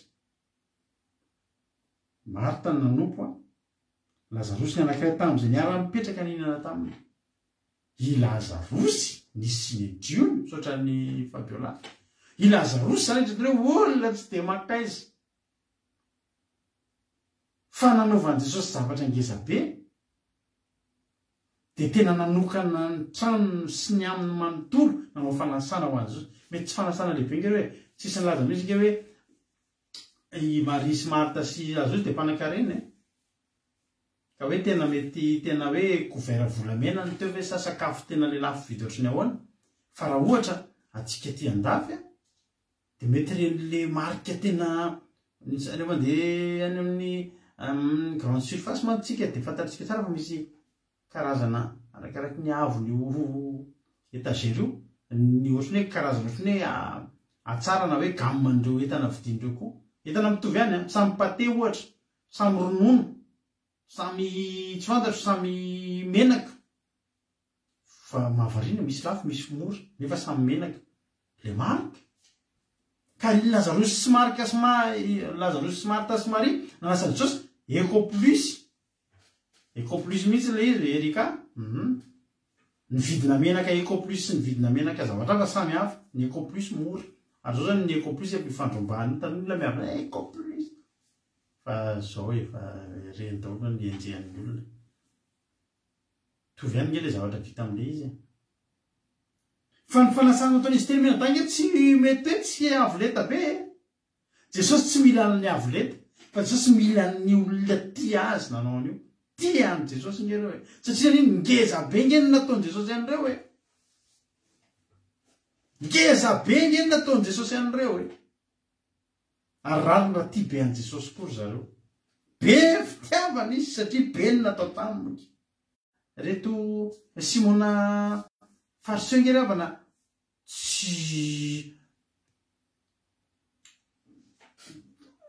tsy mitovy ny nanompona za tena ko anao ny olona ray marary kibo rary kibo dia nanompo an'Andriamanitra sy ny olona ray efa mety tatrany cancer efa tena hoe mety tena efa tena nanao dialyse na rein mihitsy marary rein tsy mitovy mihitsy ny fitiavan'ireo olo reo ny fon'ireo manompo an'Andriamanitra ty za dia efa seky maty sy lesy rary kibo kibo dia nahafaty moa fa za mihitsy efa tia an'i Jesosy tiako fotsiny manompo azy tiako fotsiny tsotro zao tsy mitovy dia laza dia jerenareo fa Lazarosy tombotsoan'izy telo reto zany dia zao avy teneko anareo asivo karakerakera fa tena tapaka fandarantsika zafady izy telo menadareto mahafinaritra be anareo tena mampinatra hoe ireo zavatra tokony ho hita misy fotoana mantsy manametsiny hoe Marta manompo ka iny hafa le tantara tsy nisy afa-tsy Marta sy Jesosy sy Maria teo tamin'ilay vakintsika tany amin'ny Luka toko fahafolo teo le teny taminareo hoe efa zatra nanompo ry zareo iny hafa le lesona andraisana hoe tsisy afa-tsisy miravamy teo Jesosy ny eo tsisy fanasana be ho an'ny olona fa Maria ny haino an'i Jesosy Marta nandeha namompo iny samy hafa dia be rehana loatra normal fa eto indray fanasan-dehibe misy olona eo Jesosy no ajaina eo tsisy zavatra ratsy nataony zareo teto samy ilaina natao daholo ny miresaka amin'i Jesosy arak'ilay tenintsika teo Lazarosy hoy ten'Andriamanitra Lazarosy ny anankiray tamin'izay niaraka nipetraka nihinana taminy dia niresaka eo iny moa no miresaka ny miresaka amin'Andriamanitra dia ny mivavaka aleloia manana fifandraisana kaiky miresaka mifakazara no tsy to dia hiadana ianao mifampiresa aminy miresa aminy mivavaka dia resaka ataony tsika amin'Andriamanitra miteny tsika dia mihaino izy miteny izy dia mihaino tsika zany ny atao mivavaka i Lazarosy zany teto dia endrik'olona nanana fiainam-bavaka aleloia ary ony tena androanitra amin'ny Luka toko faharoa amby roapolo misy tena anankiray zay mahafinaritra hoe iza moa ozy ny Luka toko faharoa amby roapolo andimy fafito amby roapolo manontany Jesosy fa iza moa ny lehibe ozy izy izay mipetraka mihinana va sa izay manompo tsy izay mipetraka mihinana va fa za dia eto aminareo toy izay manompo amin'i Jesosy raha tonga mifanasana dia misy manompo dia misy mipetraka mihinana dia Jesosy hoe raha ny tena izy le mipetraka mihinana lehibe izay manompo kely dia jerenareo ny toerana nisy an'i Lazarosy teto ny toerana voalohany nisy an'i Lazarosy dia nahazo toerana lehibe izy aloha nanoloana ny Marta sy Maria zany Lazarosy nataon'i Jesosy ho lehibe ilay niresaka tamin'ilay niarana mipetraka mihinana rehetra samy nanao ny nataony izay zavatra samy ilaina fa amin'i Jesosy lehibe aminy koa isika olombavaka mila olombavaka zasy ianao tena ilaintsika olombavaka tsara ny mahay midera tsara ny mahay mitarika fiderana tsara ny mahay mitory-tena fa mbola tsara lavitra ny olombavaka ary mbola tena ampiasain'Andriamanitra lavitra ny olombavaka zany olona manokana fotoana hivavahana zany aleloia olona lasa lavitra zany zay zany nitoerana nisy Lazarosy olon-tsotra fa nahazo toerana niaraka tamin'ny olo-manakaja ny olo-manakaja rehetra mba teo koa Lazarosy satria naninona tian'i Jesosy nanaovan'i Jesosy zavatra lehibe ary tsy nanadino ny zavatra nataon'i Jesosy ianao io ngery avana ianao kelikely tsika kelikely tsy dia maka izy amin'ny alina fitiavantsika an'Andriamanitra ilahatra amin'ny olona lehibe isika teneniko anao zany ianao na hoe zavy arak'ilay teo iza moa ty za tiavo Andriamanitra manana fiainam-bavaka miresa aminy ampitoviany vo amin'ireo olona efa lehibe ireo anao amen faharoa Marta dia volaza ten'Andriamanitra hoe Marta no nanompo tena nanao ny raha miasakazaka nanompo ry havana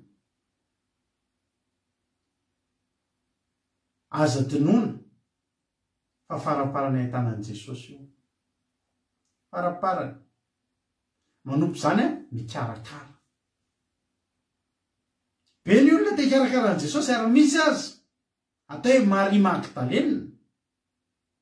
Any amin'ny Matthieu ohatra, Matthieu 7:20. Matthieu 7:20 vakitsika. Maty Jesosy. Matthieu 7:20. Matthieu 7:20 Ary tamin'ny andro sabata raha voalazava ratsy ny andro voalohany amin'ny herinandro dia avy izy amin'ny fasana Maria Magdalena sy Maria anankiray. Teo izy le nitondra zava-manitra sy ny sisa andehan'iny hikarakarany Jesosy.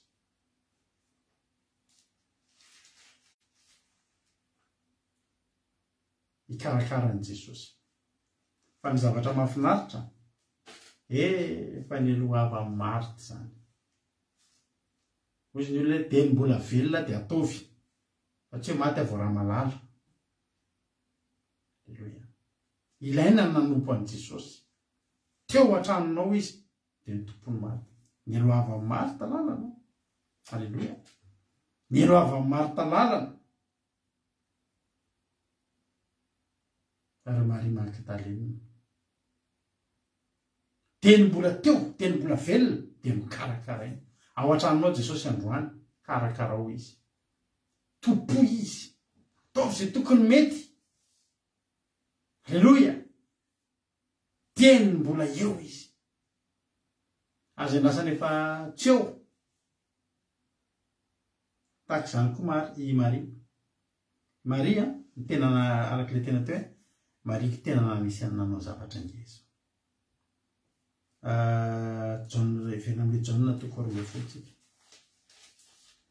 Ary Maria rehefa naka menaka manitra nisy narita sady tsara no sarobidy lanjany ray livatra dia nosotra ny tongo Jesosy sy namoaka ny tongony tamin'ny vondohany ary feno hanitry ny menaka ny trano. Mahafinaritra be misy le révélation ny teny mampiasa hoe adoration. Fitiavana, fiankofana. Alléluia. Ary fantatry Maria tokony atao.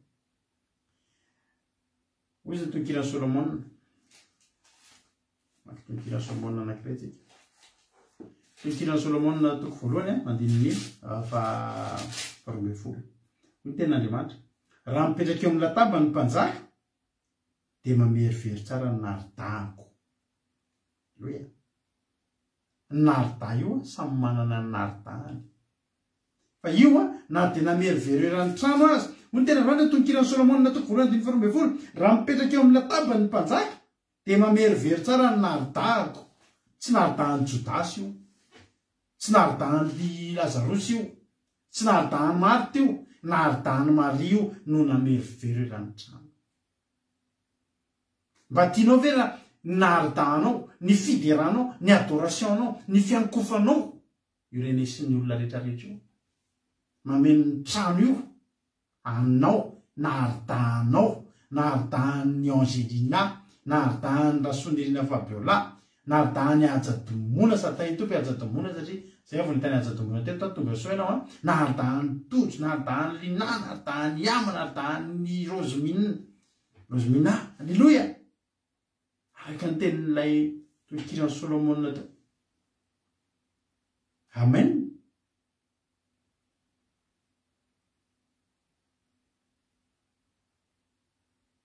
Adoration. Ary zao nentin'ny Maria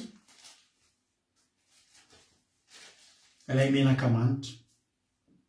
Ny tena marina dia zao vitan'ny Maria melo ny fanosorana dililo an'i Jesosy.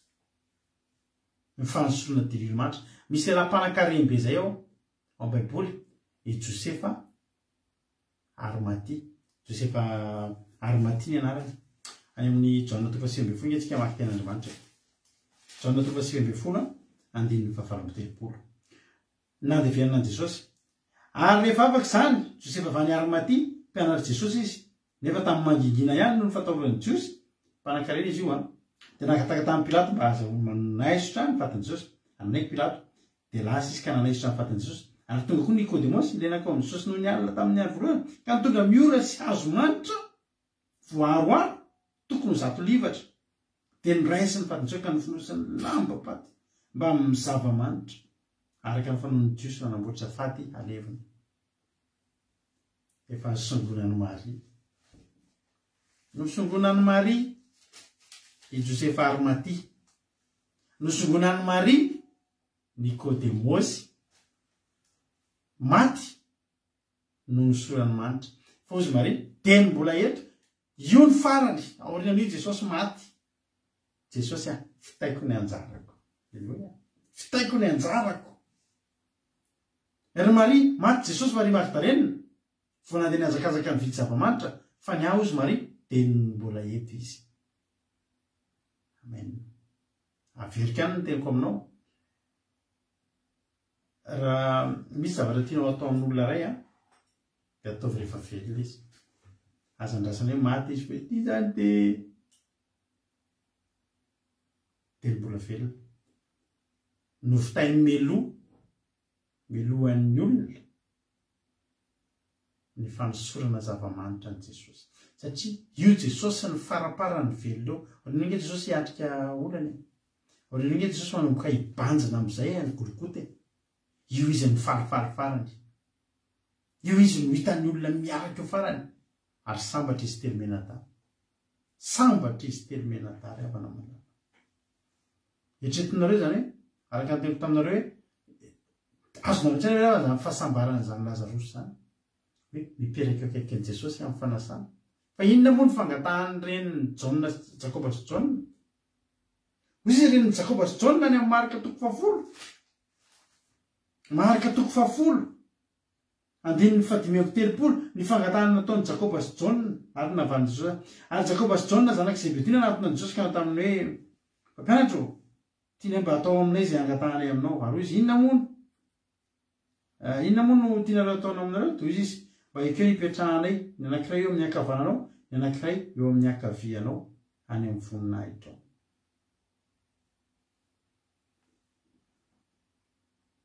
Dia nazy ny Lazarosy ny lohavan'ny Jakoba sy Jaona.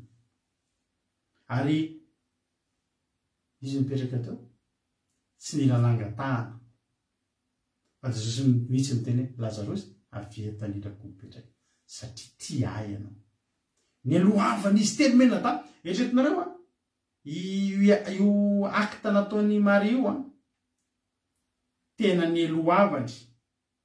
Halleluia. Nanao ny oatra izy na dia nohon'ny mpianatra azy. Korapaky Jodasy. Fa hoana ny fandaniana be zao. Ka Jodasy mbola tsy nanao an'izany. Zavatra mbola tsy nataon'ny mpianatra. Ny mpianatra nanino nandray fotsiny angeny mpianatra. Tsisy tamin'ny anankiray tamin'ny mpianatra mba hanafona dia menaka kely eraky le hitanao hoe misy menaka mafana io hoe menakitsika mafana le ohatrany le atao amin'ny orona raka izy. Misy an'izay ao aminay ao. Ohatrany boaty kely homéopharma zay, boaty kely zay dia alaina izy atao hoe rehefa mitratra ny sery. Menaka mafana be zay izy. Raha tsara mosa inona izy zay. Dia tsy tsina mihitsy. Alaina voaina kely zay, kely nge zany, fisaka kely zay. Ohatra ny VG-bombe fixe zay mety daholo zay eritreretinao. Raha tsara zay izy. Raha tsara moa isa ohatra ny aoli. Dia iny ny mpianatra bombe relax. Na ohatra ny bombe relax ary tsy fon'ny mpianatra tsisy misy hoe dia ino zany beterana mitondra bombe relax. Raha tsara kely natao tamin'ny akibe tongotra Jesosy. Nen'ny olona tonga dia 2 livatra. Voto mihitsy ny tongotra Jesosy. Nen'ny mpianatra na akiken'ny Jesosy ary tsy voaositra an'izany. Ny lohavanao gagary Jodasy. Hoy Jodasy. Ary Jodasy Iskariote anankiray tamin'ny mpianatra izay efa hamadika azy. Nao ny menany kely tsy namidy dia narita amin'izao. Dia ny mena maleny na ny valena ary fantatry tsy zavatra vaovao amin'ny mpianatra io.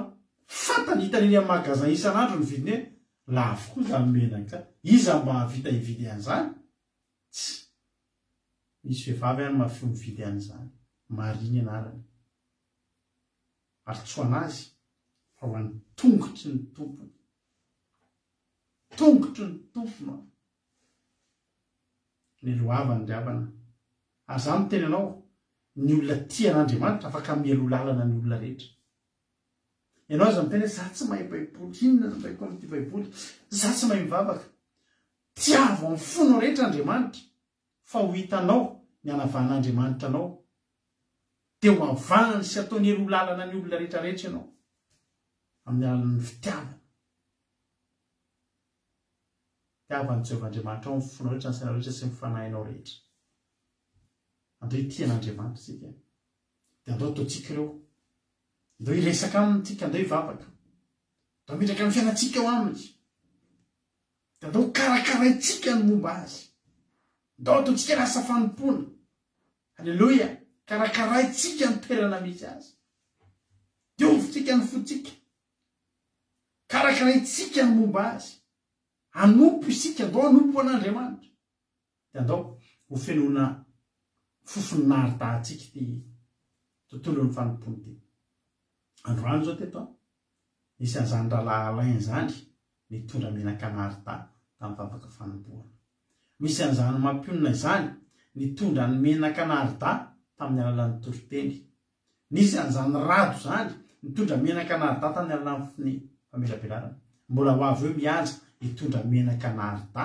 amin'ny vavaka amin'ny firenena isaky ny manao asan'Andriamanitra ianao dia zao tenenina hoe tia Jesosy fa mitondra narida reny naridako tokiran'i Solomona nazadino efa kitsika teo amen azadino tokiran'i Solomona raha mipetraka amin'ny lataba ny mpanjaka dia mamerivery tsara ny naridako vonavy ianao mpamerivery ny naridanao fa te handreny fofona naharidanao Andriamanitra te handreny fofona naharidanao Jesosy ny andro sisa rehetra ndao ny andro sika sisa rehetra anompontsika an'Andriamanitra tsy ho vitanao ireo zavatra telo ireo raha fotoana hapahany nomenao an'Andriamanitra tsy vita ireo tsy vita amin'ny fotoana hapahapahany mitsirividrikeny zany hoe sady iretsaka ianao ny anompo ianao no anositra menaka ny tombony ianao fa fotoana maharitra zany hoe ny anaovantsika an'ireo zavatra telo ireo dia ny androm-piainantsika rehetrarehetra mihitsy tsy possible zany tsika raha sady anompo Andriamanitra tsika anompo Andriamanitra hafa tsy mahavita an'ireo telo ireo tsika ary ozy Jesosy sao dia mbola tsy tokony hivahiny aloha fa ohatrany tsy ampianahy izy Jesosy no miresaka fotsiny nefa tsy ampianahy koa tsy miresaka fa tompona fotsiny nefa ohatrany hitaka any mandeha ila raha ohatra hoe menaka narida fotsiny mamerivery nefa tsisy ninina natao teo ravana ndao ataontsika tery fiainako ianao Jesosy tena fiainako ianao ny androko rehetra ny fiainako manontolo dia atolotro anao mino vavarainao ny afatra teto androany dia samy tahiny tompontsika rehetrarehetra ndao hianoitsika dia vavakantsika ao aorianan'izy tahiny tompo daholo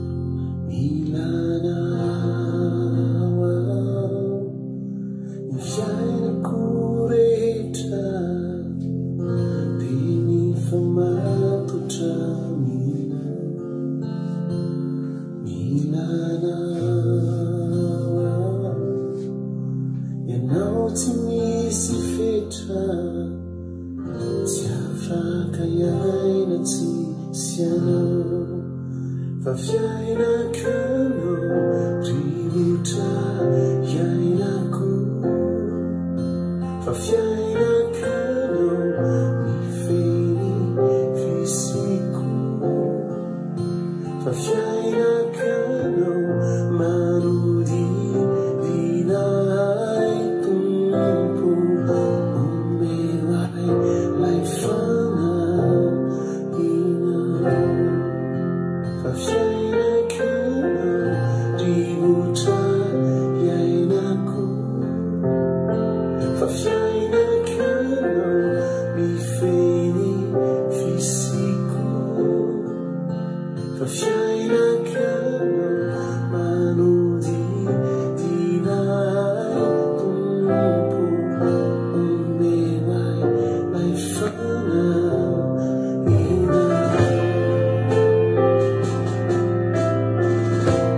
Raha ataonao fiainana Jesosy dia vitanao reo a. Alleluia.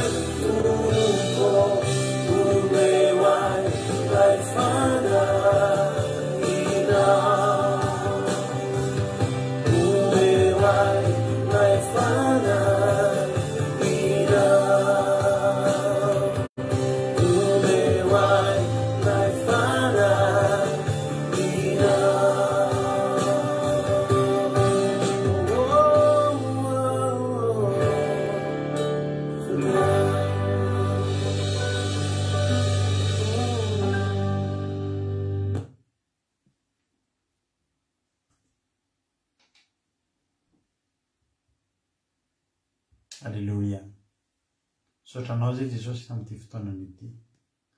Dera sy mankalaza ny anaranao lehibe Andriamanitra satria vita teto indray ny fandaharanao. Misotranao zay Jesosy satria namanika anay teto indray ianao tamin'ity androany ity. Ary niteny taminay ianao Jesosy. Misotra amin'ny fahasoavana izay nomenao tamin'ity androany ity afaka ninonay an'izany teny mamy izany avy aminao Andriamanitra. Indray tsy Jehovah Andriamanitra mampandroso an Jesosy zanakao. Mampandroso Jesosy midira ato anatin'ny tokantranonay, midira ato anatin'ny fonay, fa hanomananay fanasana, hanomananay fanasana koa ianao Jesosy. Hanaovy fanasana Jesosy ry havana. Tena teneny hoe izay nataon'izy telo menadà Jesosy ho ataoko, midira ato boky ianao, midira amin'ny fiainako ianao. Karakarao Jesosy, resao izy ary iankofo izy. Izy ilay anarana marina, tokana mavonjy. Ilay Jesosy mpanjaka atsika, nefa iny manan-kaja atsika ry havana malala. Indro mandondona ambaravarany fonao izy androany. Raha nandreny feo ianao androany dia voainy varavarana. Dia aloha izy hiditra fa hiary sakafo aminao izy ary ho ao aminao izy. Sotra Jesosy, sotra ny amin'ny teny, sotra fa voalaina ny afatra androany. Da io ny tsirairay avy izay tonga teto Jesosy kasio, ny tsirairay avy izay tonga teto Jesosy kasio ary dia amboleo anatiny amoa avy zato eny zany teny zany. Tsy hisy latsaka na dia iray aza fa hitondra fahasoavana eo amin'ny fiainany. Ary tsy mba misy ho azo ny volonam-piasa zany volonam-pafy zany, tsisy na dia litera ray azo ny devoly hampanadinona an'ilay tolona tamin'ny teny izay nelona tamin'ity androany ity. Misaotra Jesosy tamin'ny fotoana rehetra na nitahinao ny fandarana misandrata na ny vavaka fiambenana, fa tena teto ianao nanatrika taminay teto. Misaotra Jesosy. Manao ny derany aja ny saotra sy ny voninahitra mandrakizay. Mbola indray tsy Jehovah Andriamanitra manavao ny fanorantenanay iankohaka amin'izao andro sabata izao, amin'izao sabata masina izao, iankohaka io didina amin'ny seza fiandriananao Jehovah Andriamanitra. Io zay amin'ny tialinay ity, fa nanao masina toetra ty anatin'ny tokantranonay, toetra ty anatinay mba ho fo vaovao, saina vaovao, fanahy vaovao, vatana vaovao, tanjaka vaovao nentinay hanompo anao amin'ity andro sabata ity. Ary dia anao an'ity andro sabata ity ho fafinaretana tokoa zay dia ho sambatra araka ny teninao. Misaotra Jehovah Andriamanitra. Fanatrehana ratsy rehetra tsy mahazo manengelanay, tsy mahazo mitondra fikorontanana amin'ny fiainanay, anatin'ny sainay, anatin'ny fonay. Fa sabata fitsarany Jehovah ity andro ity dia angalanay tsiro sy angalanay maminy izany. Manao Jesosy ny voninahitra, betsaka ny tsy voalazako, mihoatra lavitra izay neritreretiko ho ataonao amin'ireto olona izay nafoy fotoana na foy toromaso ny ianao izao fandarana izao. Aneho falikagany, aneho ny herinao izy ireo. Misaotra Jesosy manalo. Halleluja. Amen Jesosy.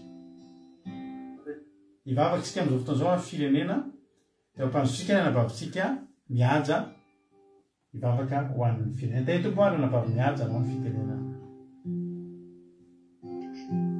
Tahitoko pasteur, tahitoko isika mianakaja, iaraka ivavaka sika famaranana ny fotoana sy ho an'ny firenena. Misaotra anao zay Jehovah efa tanteraka teto indray ny teninao, misaotra ny amin'ny teny izay nampombanao mpanomponao fa tena mamy, teny afaka anangana nay, teny afaka amelombelona indray ny teninao Jesosy dia tena isaoranay anao. Manasa anao indray zay Jesosy androso aty anatinay amin'izao fotoana izao. Jesosy andreto izay manokatra ny fonay, ny fiainanay ho anao Jesosy aoka ianao Jesosy hitoetra aty anatinay. Jesosy ataovy tianao tahaka ny Marta sy Maria ary Lazarosy izay Jesosy ampianaro ity anao zay Jesosy fa tianay ho hita ety aminay ilay toetra telo fototra nananany Marta sy Maria ary Lazarosy Jesosy tianay ianao Jesosy ka ataonay lohalaharana, ataonay zava-dehetra sy zava-dehibe aminay ianao Jesosy ataovy tsy mifandray aminao zay Jesosy dia ho velona aty anatinay ny fiainam-bavaka ka ahatonga anay olom-bavaka Jesosy ampianaro zay mba tena ay anompo anao mikarakaranao ampianary zay adoreanao Jesosy ka hetsiketsika ao amin'ny fanjakanao fa tena tsy nay amerivery eo amin'ny fiainanay Jesosy ny fanatrehanao ampiakarinay indray Jesosy ny vitesinay manomboka eto androany amin'ny fanomponanao amin'ny fiarahana aminao satria anao ilay zava-drehetra aminay ampianary zay Jesosy akatoanao Jesosy anao ny sitraponao indreto indray Jesosy zay vonina Jesosy vonina afony aminay rehetrarehetra afony fotoananay afony laza zay anananay afony voninahitra Jesosy mba hisandratanao eo amin'ny fiainanay satria tena tianay ahita fifaliana tsy anatinay anao Jesosy ho voninahitry ny anaranao dia ankehitriny Jesosy raha hivavaka ho an'ny fireneny mametraka ty fireneny ty eto tongotrao indray Jesosy ty firenena malalanay ty Jesosy dia tena mila anao tena mila ho hita eto amin'ny firenenay Jesosy mitoetra fototra tena hoe amin'ny fanomponanao Jesosy hitanao ny zavatra iainan'ny firenenay tsy miafina aminao Jesosy ny zavatra misy eto amin'ity taninay ity dia jereo manokana Jesosy ty firenenay ty na miara-nofo na miara-panahy Jesosy mba tena hoe hisy fifoazam-panahy tena marina Jesosy eto amin'ity firenenay ty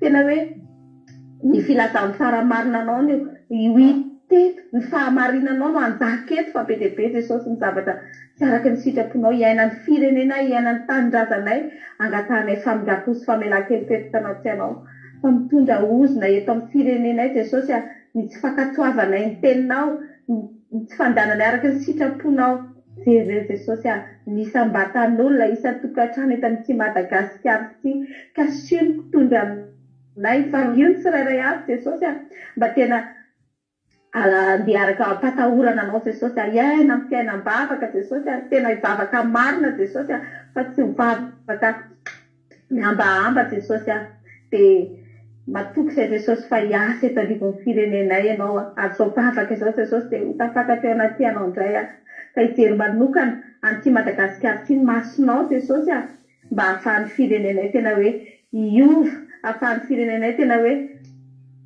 iaina araky ny sitraponao dia raha andeha atory indray zay Jesosy an'ity aly ity dia mametraka ny toromasonay ity aly ity eo ampelantananay ao ny efa mifo ao ny mbola atory dia apetraka ifianao ampelantananao Jesosy ny toromasonay ho toromaso mamy tena hoe anjakan'ny fanahinao dia rakofy amin'ny rasonao ny tsirairay avy izatokantrano sy ambatan'olona rakofy amin'ny rasonao pastora Menakavy ny tsirairay avy dia matoky zay Jesosy fa ny fanatrehanao eo aminay mandrakariva ary hiatrika ny sabaty zay Jesosy dia ny fanahinao nefa momba anay mitarika anay misaotra Jesosy voninahitra anao rery any Alleluia amen Alleluia makasitraka indrindra raha nabavy mihaja tao anatin'izay vavaka matsiro nentinao zay ho an'ny firenena dia Andriamanitra manaka ampiasao namaly fitianao dia tongava amin'ny ambony indrindra dia maherezatra any amin'ny asan'Andriamanitra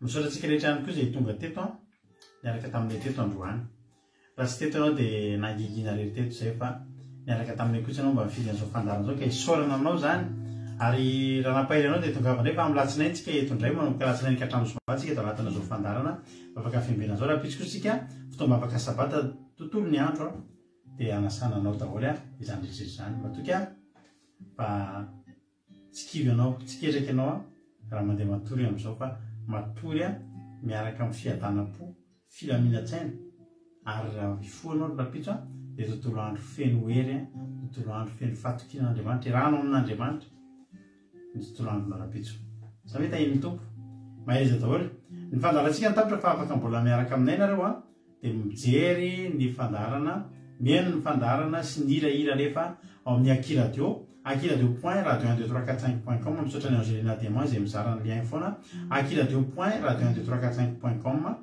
izay ahafahanao mihaino ny indrapeo akiradio samy tahiny tompo raha pisy indray tsika miona amin'ny sivy-maraintsika dia efa eto indray samy tahiny tompo isika Menakavy amen